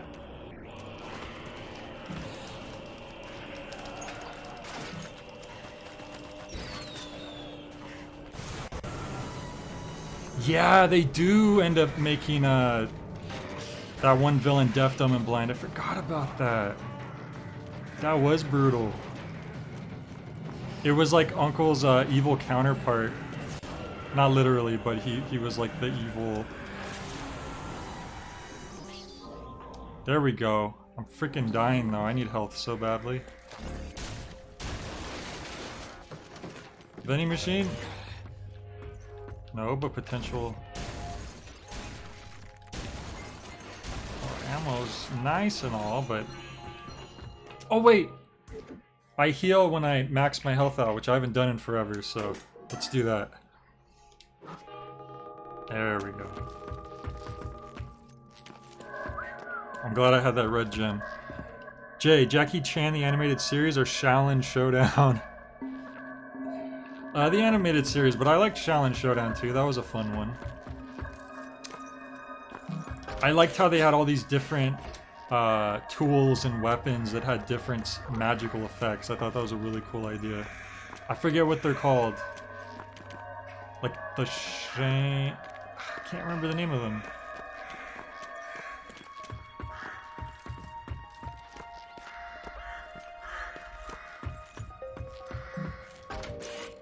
Shaolin Showdown actually had a pretty similar concept of chasing after magical artifacts. Orb of Toonami. Hey, Christopher! just the man I wanted to see. Y'all take care now. Now don't you all hold out on me. I can hear gems dropping left and right out there. I still only have 300? How the hell did that happen? See, now would be the time where I might actually want to spend some on the drinks.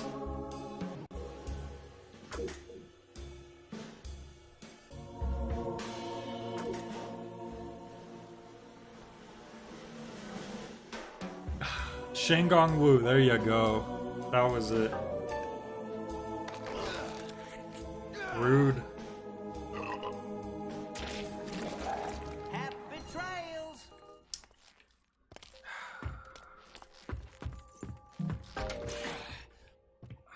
I'm thinking here. You know what? Probably better safe than sorry. What I'll can just I get get health. y'all?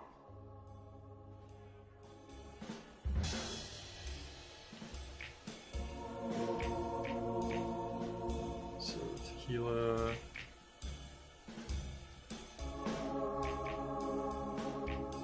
$200 HP.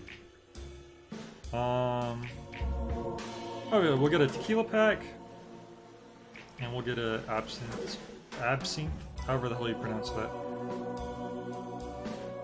Yeah, they were just the talismans in Jackie Chan. That one I do. I watched Jackie Chan more, so I definitely remember that better off the top of my head. And I'll save the rest.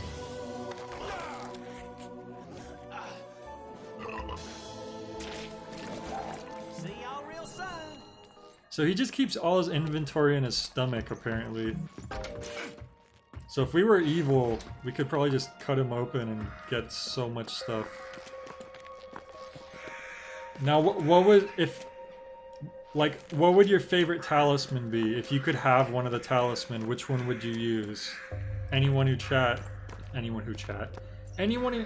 who wants to answer that, I'm curious. You can look them up if you want to check. Because there's 12 of them. Paula!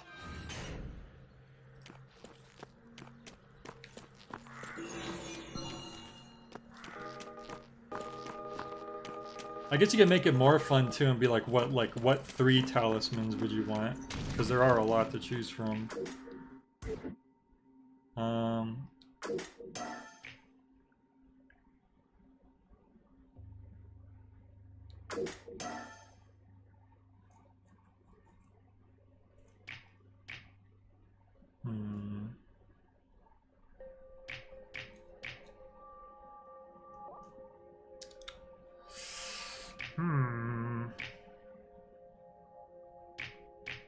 Yeah, screw it.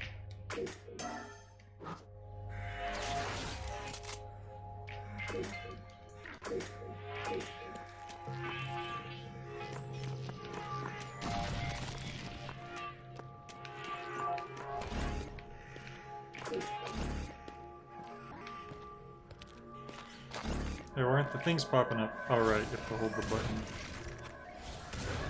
That's right. Keep feeling earthquakes.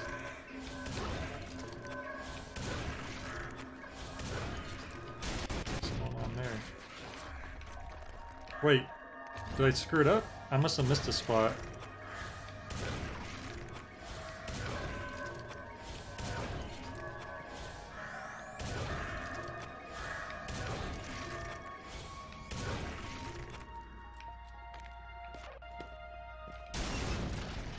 There we go. Definitely super speed bunny, super speed rules. That's true, super speed would be very useful.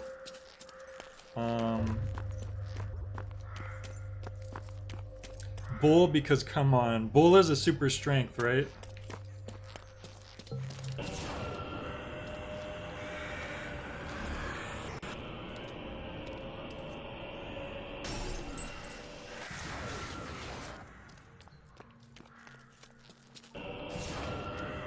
Okay, if you could choose 3 talisman, what would be your 3 combo? Oh god.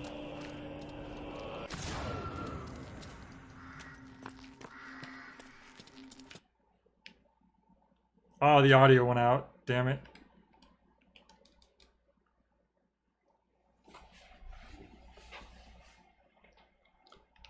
I can't believe my PS3 keeps having all these weird audio issues. Hey, red gem. That was just a bonus the whole time.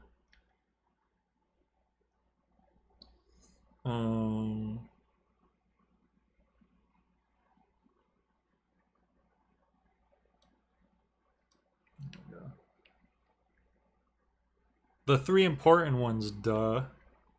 Oh, I didn't think of it like that. What do you want, baby? Eyeball.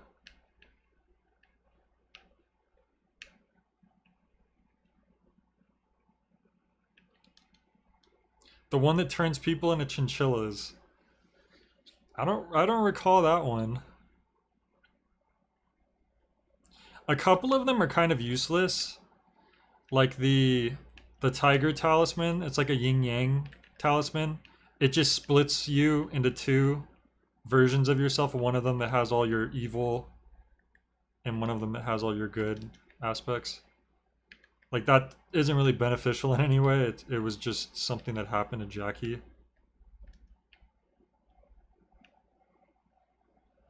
Oh, the monkey can change people into animals. I forgot about that.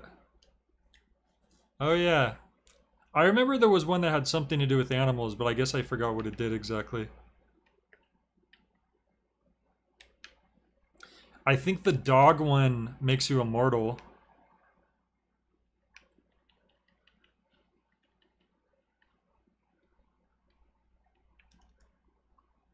There's actually one that makes you like invincible and then one that makes you immortal. I don't exactly remember which one is which, because that's actually a very important distinction. I think that's how it worked. I could be wrong. Because like the immortality one, you could still get hurt. Because I remember one of the henchmen had it, and he says immortality hurts because he like bonked his head or something. Oh, these tombstones are in the way. And it's the strawberry. Probably have to kill these enemies first. This goofy enemy that keeps running into nothing. Like a dummy head.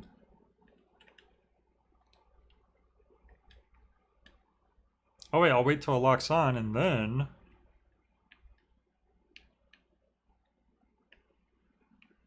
Yeah. I'm very surprised at how well this gun works.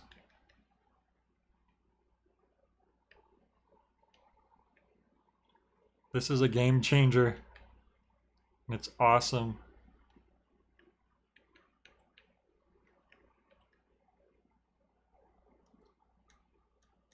Okay. I don't know why they popped up there suddenly.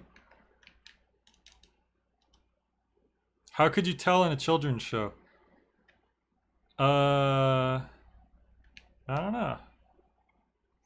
I think the sheep talisman makes you astral project, which isn't particularly helpful.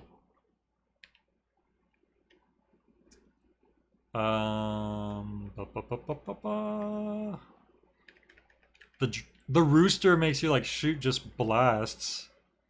I think the rooster makes you shoot blasts out of your eyeballs, and then the dragon lets you shoot blasts out of your hands. They both kind of have. Or was it the pig? No, the rooster was levitation. The rooster was levitation. The pig lets you shoot blasts out of your eyeballs for whatever reason.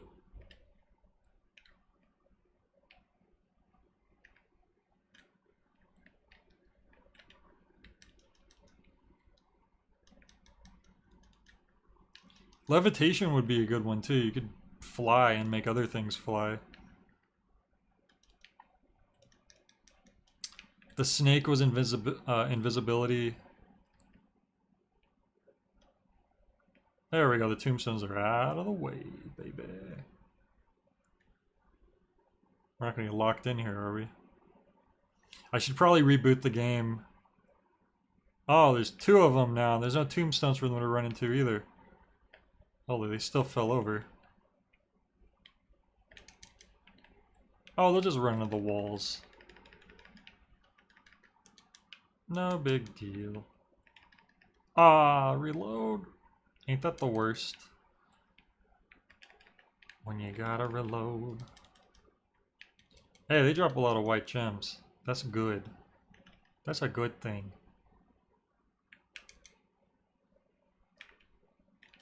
There we go.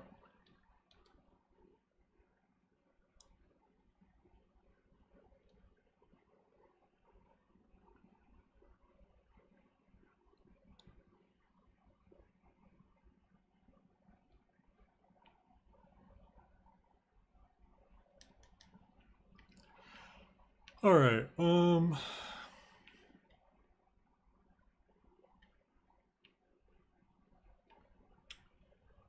I keep forgetting to check if it autosaved. It probably did. The next autosave I'll reboot so we could get some sound again.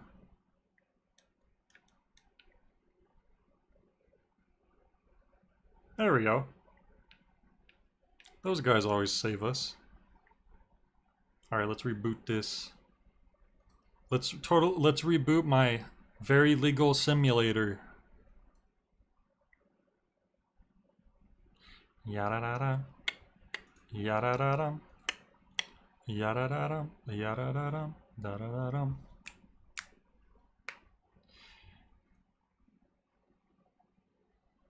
They're shadows and they're dammy. That's a really bad parody. Collecting straws. What is this? Celeste 2? That's exactly what it is. And ain't no one could tell me otherwise.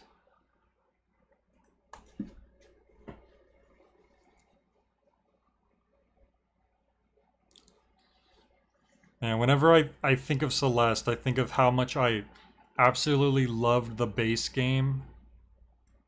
And I absolutely just, like, man, I don't want to say I hated, but I kind of hated the epilogue chapter. It was torturous.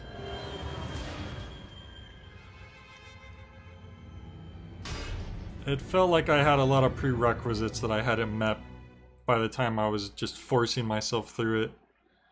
As Jay once said, it ain't no beef without cheese, and that's why he doesn't watch Foster's Home for Imaginary Friends unless he gets his cheese. Blue's his little brother, but not actually his little brother.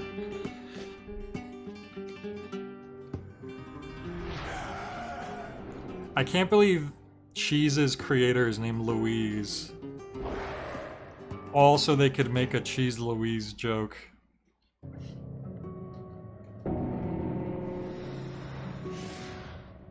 I mean, come on. How low can you go? This ain't Limbo.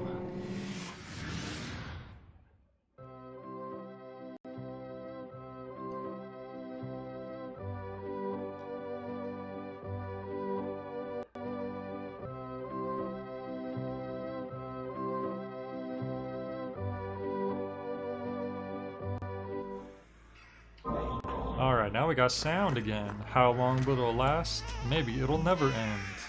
Oh, you want a brain? I don't have a brain just yet.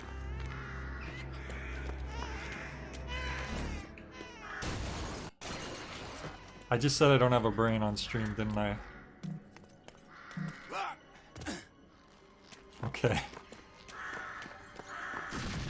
You're the one who wants the straw. No, you want an eyeball. What am I supposed to do with this strawberry? Gotta be a baby around here somewhere that wants a strawberry. Wait, I thought I opened that door.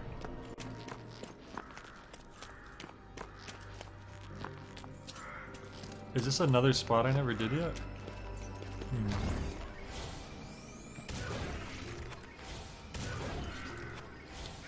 Well, does it count as a got him if I got myself Professor Beef? A self-got, perhaps?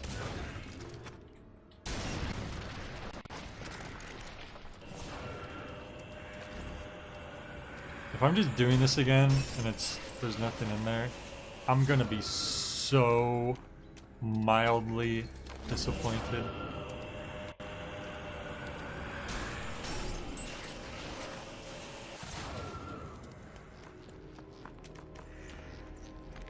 Ah, that wasn't the last one.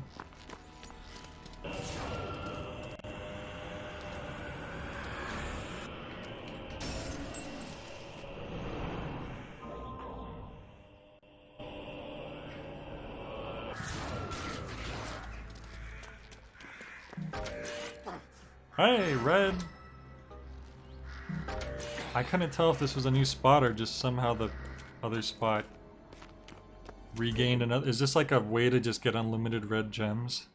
Did we figure out an exploit? Oh no. I could have sworn I did my capacity up more, so maybe... I don't know actually, I can't tell. Can't do the damage on this. You know what, I should up the capacity on that. Because that actually is a problem. Next time I'll up the capacity.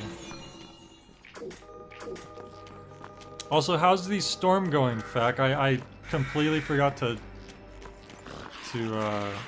acknowledge that near the start of the stream because I think I was just really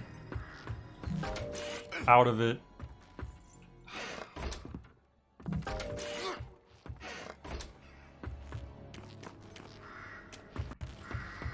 Who's sleeping? Z? Someone's sleeping right there. The invisible man.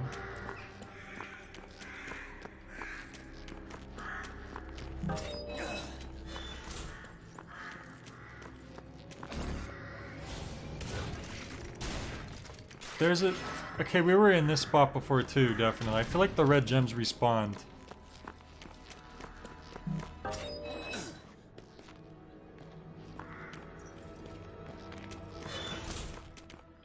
Well, now I can upgrade that capacity. Whoops. Almost picked the wrong thing. Alright, but where's that baby who needs a strawberry?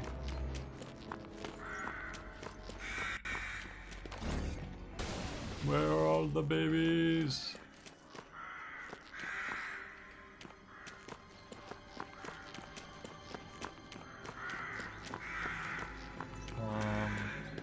It's not this way. You? No, you want an eyeball. I have an eyeball. How did we get up here?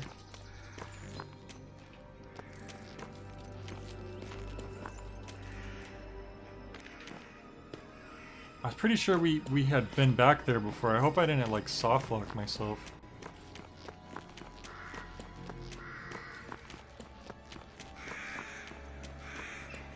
I mean, let's just go backwards. But I didn't think there was... These guys are here.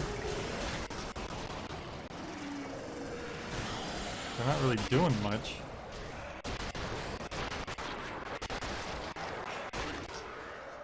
Dude, the boner is so powerful now.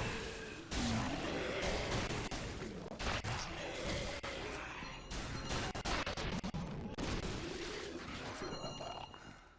miss Paola's caprese salad.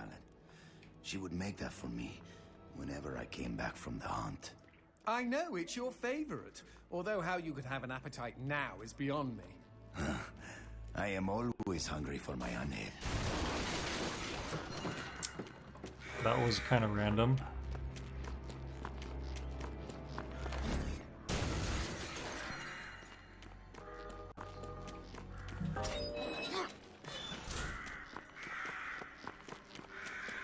Maybe now we can open that gate?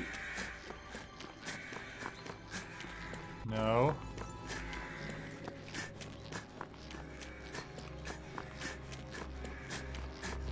Ugh. Maybe there's something in here I missed, because it's a pretty big area. It doesn't look like it. It seems like it's empty, save for the things we destroyed.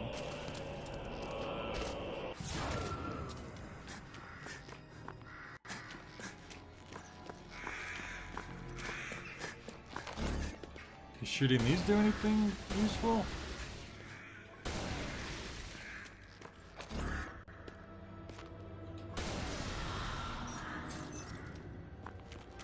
We were in here before and then we left. We jumped down off the stairs.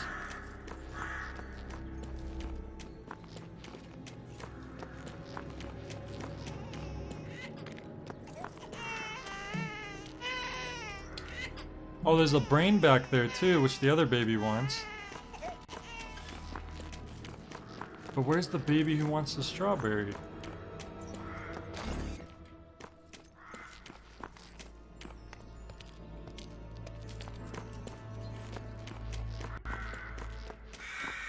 Oh, I can't believe I'm stuck on one of these things.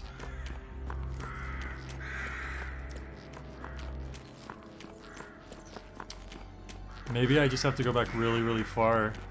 That's all I could think of.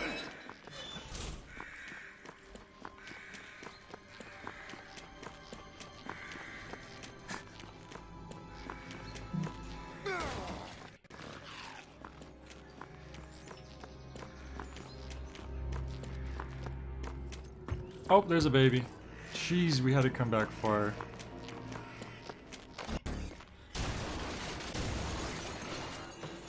And so the eyeball should be in here.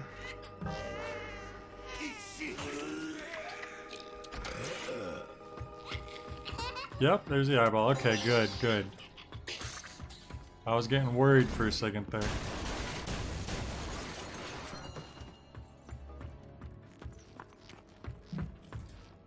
Beauty is blind. Beauty is blind. Brava! Bravissima! A tidal Love wave of is applause blind. washed over Another room Justine reference. As roses rained down on the stage. It's a wonder they don't hit me, she thought bitterly. I'm the largest target for miles. After curtain down, she retired to her dressing room, set her horned Viking helmet aside, and waddled up to the mirror with a gelatinous jiggle. There was a knock at the door, and Henry Wallin appeared. Henry again. Cheers, Louise. A gelatinous You were jiggle. magnificent, Miss D'Angelo. Did you see? The papers are calling you the finest soprano of the 19th century. He looked at the floor and shifted his feet uncomfortably. Every man in town loves you. Stupid Henry, moaned Justine as she examined her profile in the mirror. No real man could love a fat twat like me. Oh my god. She tried adjusting her midriff. Disgusting. She waited for the sigh, but today Henry's response was different. There was a rustle, a metallic thunk. Good evening to you, my lady. She heard the clack of the door. Oh, sorry. Justine gazed wistfully at the tintype of beautiful Bella Margot, the slender soprano she idolized in her youth. What was Bella's secret, she wondered, as she picked away at a box of truffles on the table. What indeed? A few minutes later, Justine was bent over the wastebasket by the door, gagging and heaving. Eventually, she gave up and removed her finger from her throat. Then, at the bottom of the wastebasket, she saw the roses and the letter, and remembered the rustle and the thunk. She opened the letter and read aloud. You have won my heart, and that is no small feat. Oh, how sweet. No small feat, she shouted in rage. A large feat, is that it? She crumpled up the note, threw it on the floor, and stomped on it for good measure. Something inside of her had snapped. From that moment forward, she was determined to never sing again. Her voice could go to hell, just as long as she could be beautiful. But you are beautiful. No one knows exactly what happened to Justine after that. Not the impresario who had begged her to come back, not the reporters who had begged her to comment, not Henry, who had been too crushed to face her again. Correct me if I'm wrong, G, but didn't Henry want to be crushed? I mean, come on. Chubby chaser? Oh my Anyone? god, Johnson. Please. When Justine's landlord finally let himself in, he was startled to discover a slim and beautiful woman in his tenant's armchair. She was naked, and her throat had been savaged. The blood had painted an inverse bouquet of roses on her chest. The woman held her own vocal cords in her hands. Well, The end.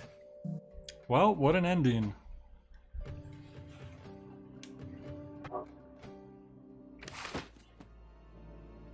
What a nice bedtime story. Now let's get to business. Oh no. The hell? Okay. Oh, right, this guy. But he has armor. These guys don't usually have armor.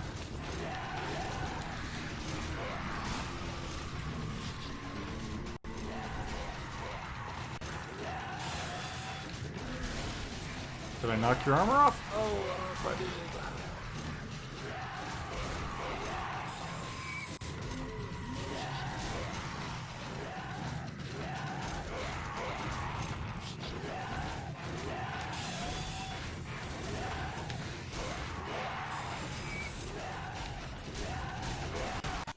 Oh, I hurt myself.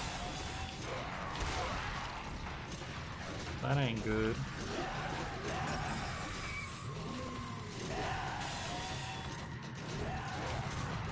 Wait, are you stuck back there? Nope, no you're not.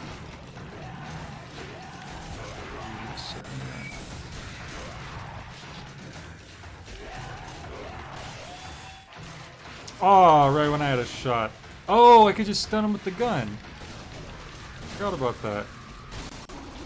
There we go. Or maybe I never realized that. That he would like turn around. He was so heavily armored, I just figured it wouldn't work. What a fool I was.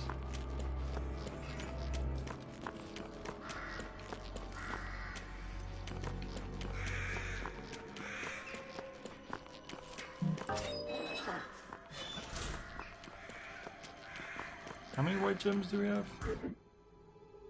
Oh, we have enough to get another upgrade. Upgrade, upgrade, give me one.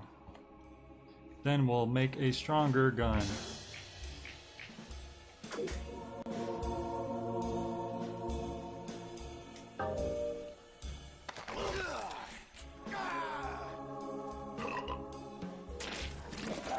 Happy trails! It's very good digestive control.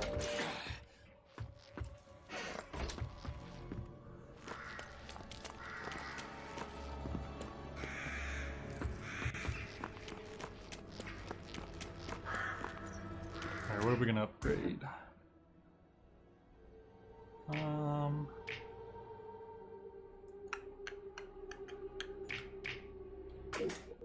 Why not?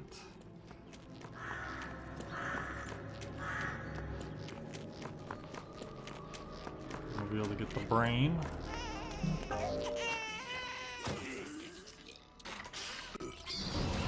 Of course, it wouldn't be that simple.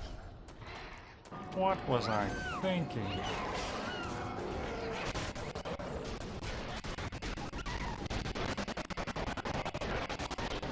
Audio's gonna go out any moment, I could tell. How am I not hitting that thing? Jesus. One of those shots should have hit it.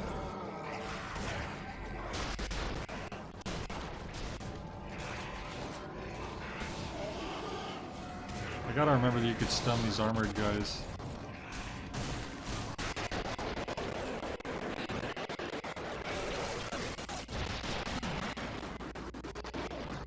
The audio's begging to die right now.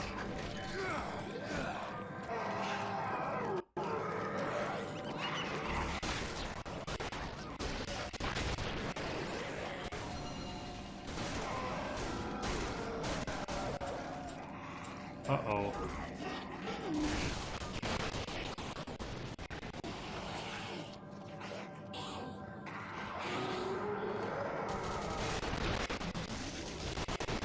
There we go.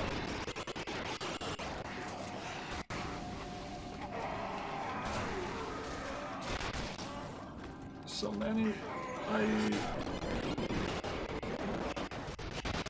Jackie!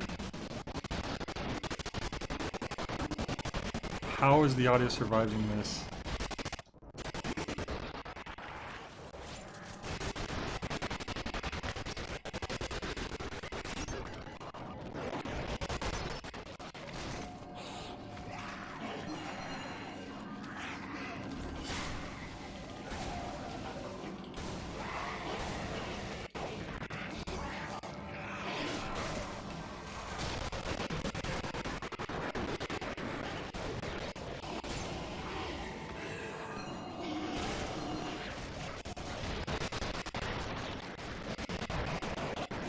just keep coming.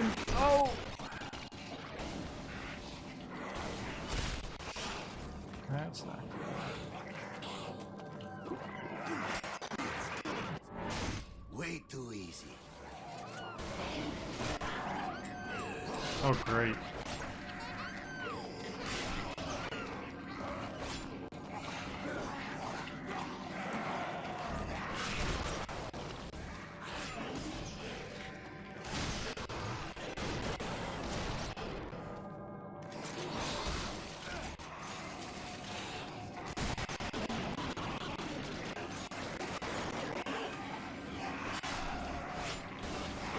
Oh my god, there's so many freaking demons.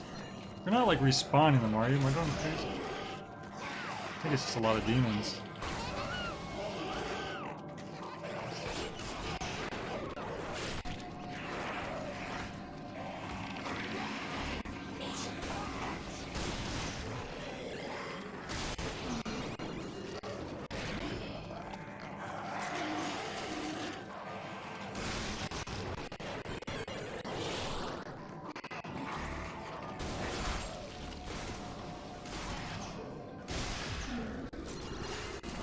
There we go. Damn, that was a gauntlet.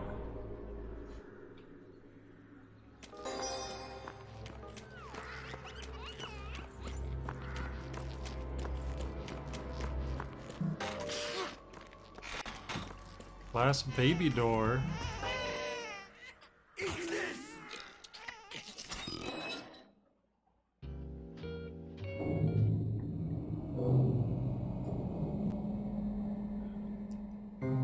It's a wedding chapel. Paula! And a wedding Paula. Is this the part where I speak now instead of holding my peace? Shut up. Paula! It's really you, isn't it? You came for me. I'm so happy. I can't tell you how long I've been here. Does she have one silver eye? That is a thing in Suda games. I'm sorry it took me so long, baby. No apologies, Garcia. You're here. That's She what's definitely has one silver eye.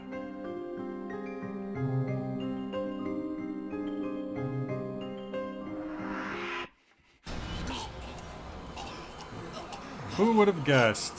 Ugh. No. Stop. And it's the opera lady. Thank you, Johnson. I appreciate it. Inside every good girl is a bad girl just waiting to get out.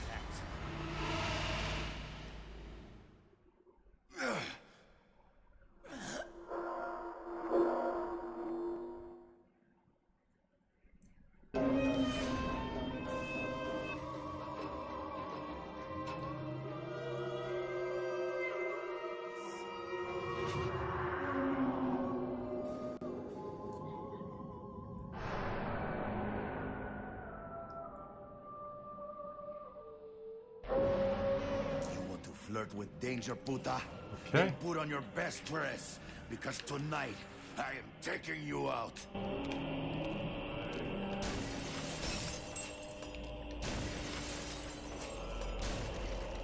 Damn it.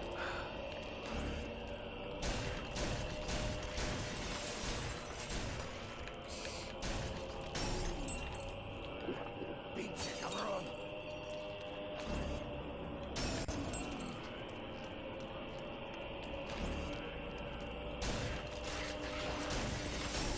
There we go.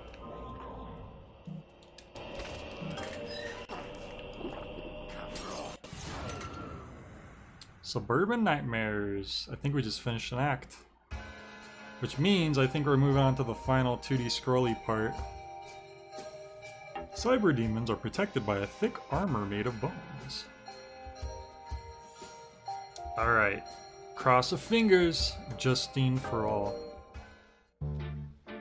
Run good. Run good, please. Come on. Do it for old Jay.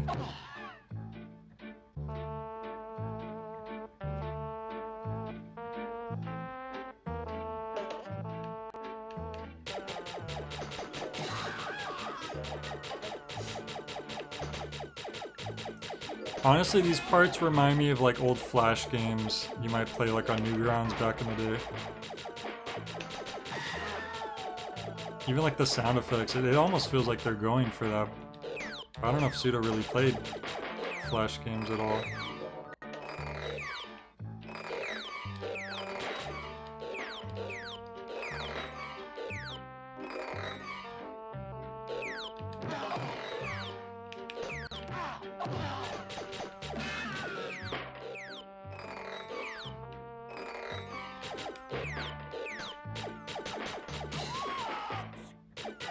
Checkpoint. Like the sound when she runs away.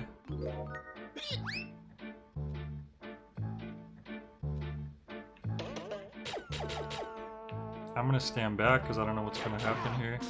Oh, the cloud killed me. Alright. So I wasn't... That's probably the biggest thing for me is like there's stuff that seems like you just go through automatically and I don't realize you... They block your path. Well, good thing they put a checkpoint there.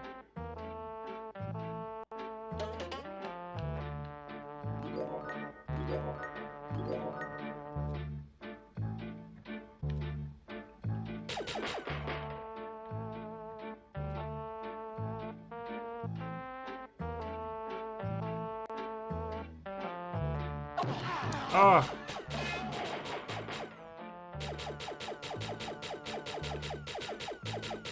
Be careful where these guys are gonna pop up. Oh, she can hurt you too.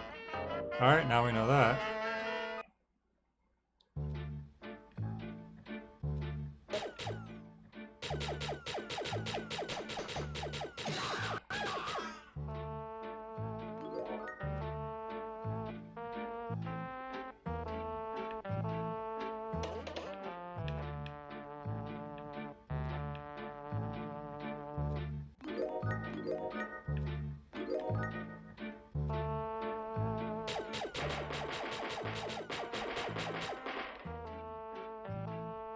So we're gonna hear the guy's gonna pop up. Just gotta take your time. Don't get too far ahead of ourselves.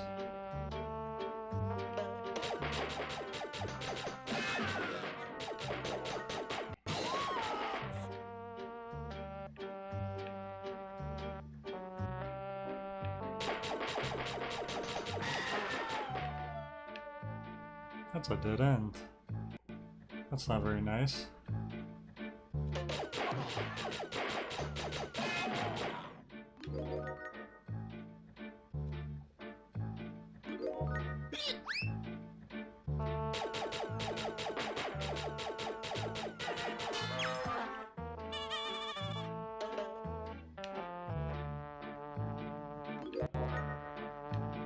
I'm not gonna try to get both of them. I don't want to risk it. Oh! I will get that though. Bunch of enemies coming up.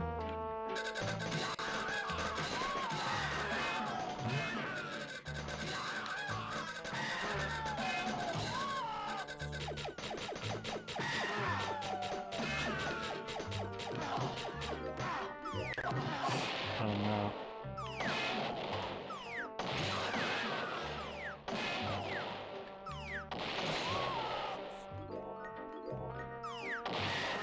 Oh no, from behind. Damn it. Maybe I should have went down and pointed up. Oh, we hit another checkpoint, so we should be good. This one's actually like a bit challenging compared to the other two.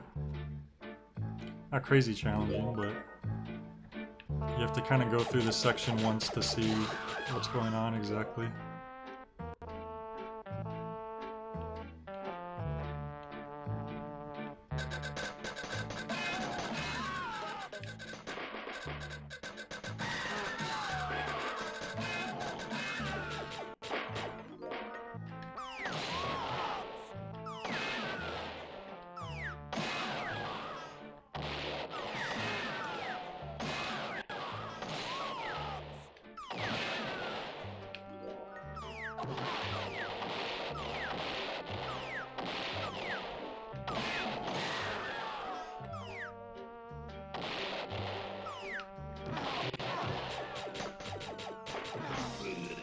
Oh, I think the freaking cloud hit me.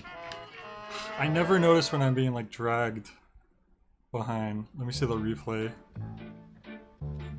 Yeah, I got stuck on the cloud. Man, it's weird how you get hooked on things in these parts. Not even a good hook, like hooked on phonics.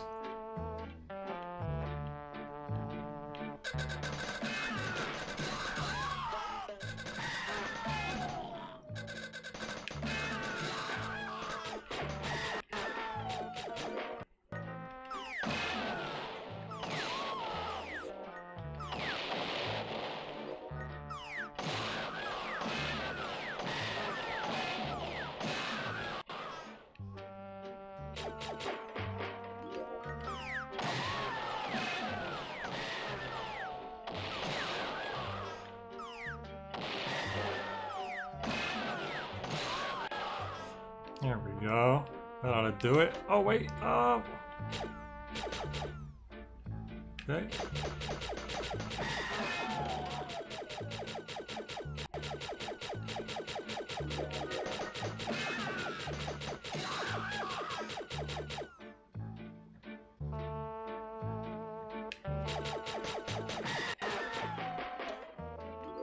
Okay, now it's happening.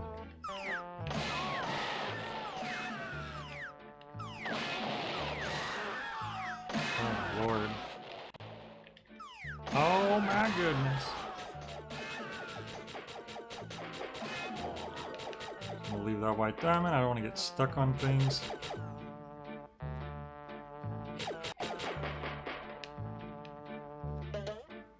Oh, boy.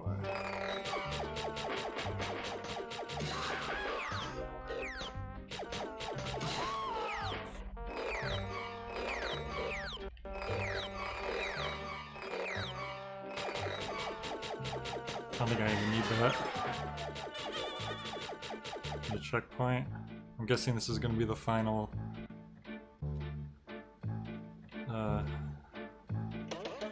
The last stretch.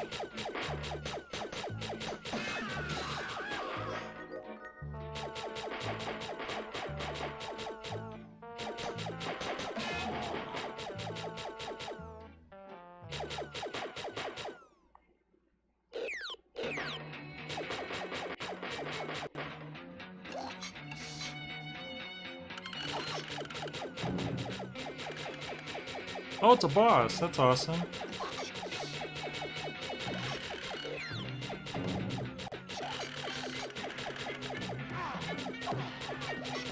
That's not good. Closer to the ground.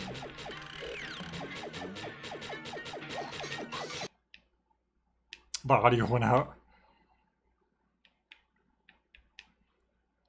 I'm not sure what you aren't allowed to touch, so I'm trying to be careful.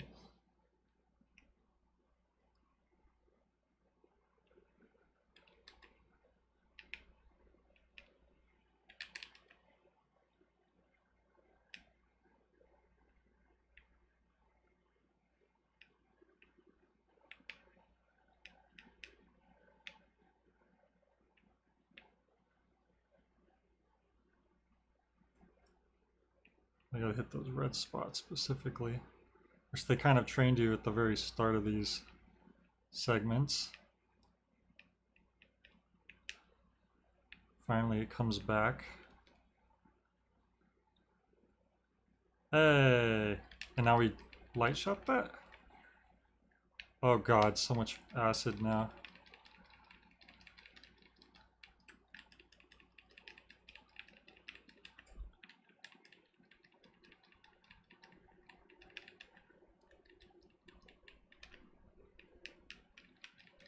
Oh, I could really use that.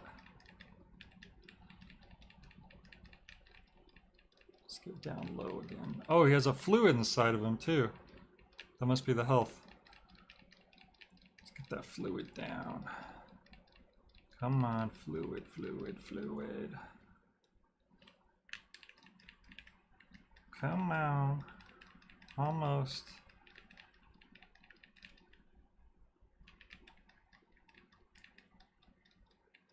Hey! And now use the regular one. Wow, there's a lot of stuff to this. I feel like people who are maybe not as used to oh no, that's not good. I wonder how people handle this if they're not as used to like space shooter type games, or whatever you want to call it. Ow. Are you... Is that hurting me? I have no idea what's going on right now. There's like no audio. So I don't have a good frame of reference.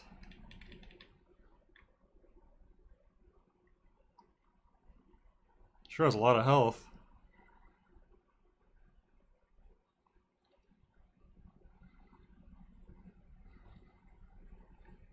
Ow! Okay, I need that freaking gun, that's for sure.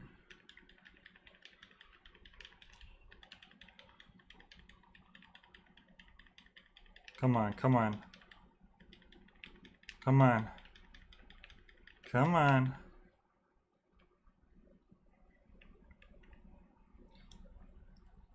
Oh.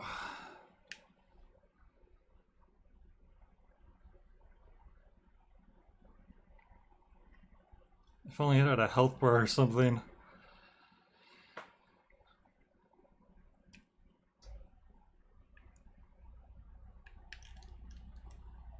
Please. Come on. Oh, there we go. Whew. I think we did it. Aw, she's crying. Wow, I wonder if people had problems with this boss, because I was very surprised of how many hits it took.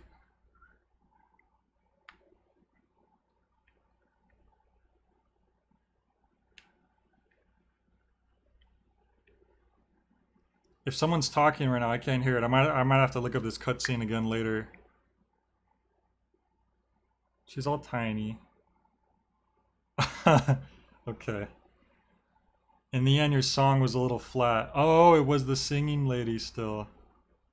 And then we found a blue gem. Cool. Very good. Wait, was that the last flat lust? Was that the end of Act 4? Skullfest 9000 has been upgraded to the Skull Blaster. Massive rolling bomb, destroy everything that comes in your way. Damn. Cool. Let's see, are we done with Act 4, I wonder?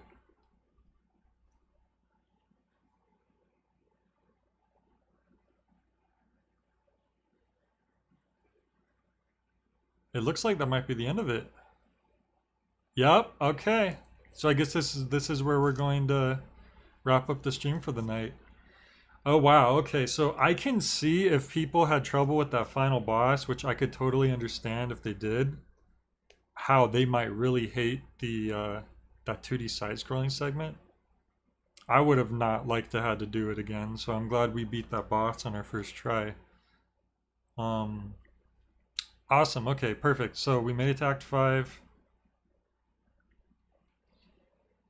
We did a pretty good amount of time here. There should be enough for a good sized stream next time. So, alright. Thanks everyone for joining as always. Hope you have a great night. We'll probably wrap this game up in one more stream, probably tomorrow. So until then, I'll catch all of you later.